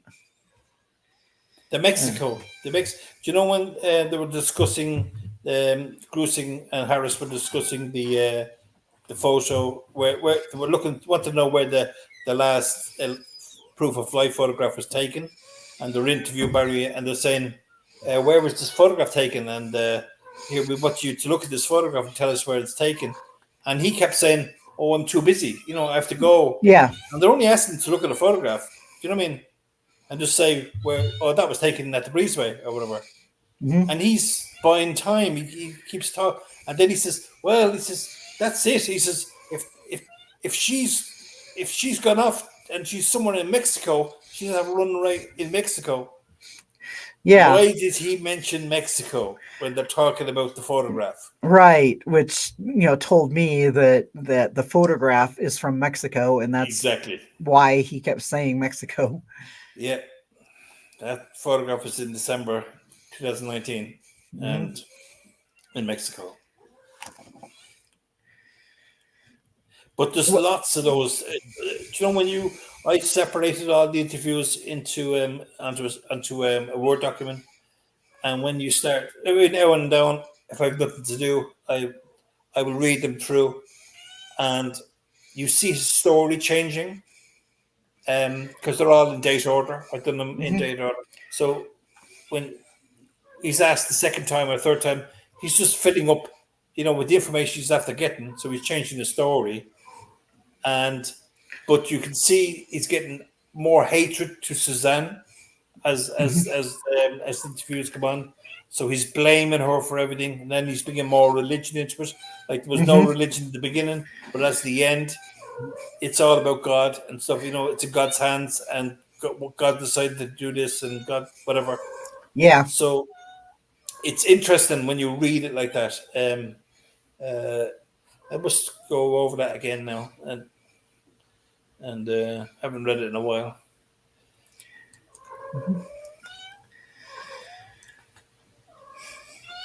Hush, kitty, kitty. Okay, I'll Is that touch the you. bobcat?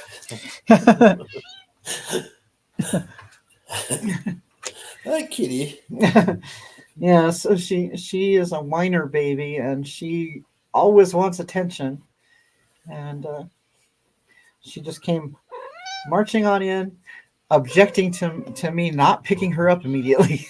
Yeah, when I left my palm outside. She's sitting on the other side of the door, lying down on the other side of the door. I hear her little pause every now and then, but because if she was in here and my son came in from work, she would start barking as she heard him coming down the street. So I said, no, I'll leave her out. But so we've had a good old session there, Jules, haven't we? Yeah, yeah. So I guess we'll leave now, and we'll let all of you guys know what's going on when we learn more, and shoot at me or Martin any questions that you might have, and Yeah, to be honest, I tell you something, like this isn't my type of thing, really. Um, like I'm terrible when it comes to the chat, and I love to answer questions, but if I haven't answered any of your questions, if you put them into the comments, I will definitely I'll address them. Do you know what I mean? But yeah. it's just that I'm kind of focused here um, on stuff. You know what I mean? And I'm just no good at this type of thing. That's why I don't have my own channel. Yeah. So thank you, everybody, and I'll see you next time. I will go live when the information from the autopsy is made public, no matter what the findings are. Yeah, Thank you. be interesting.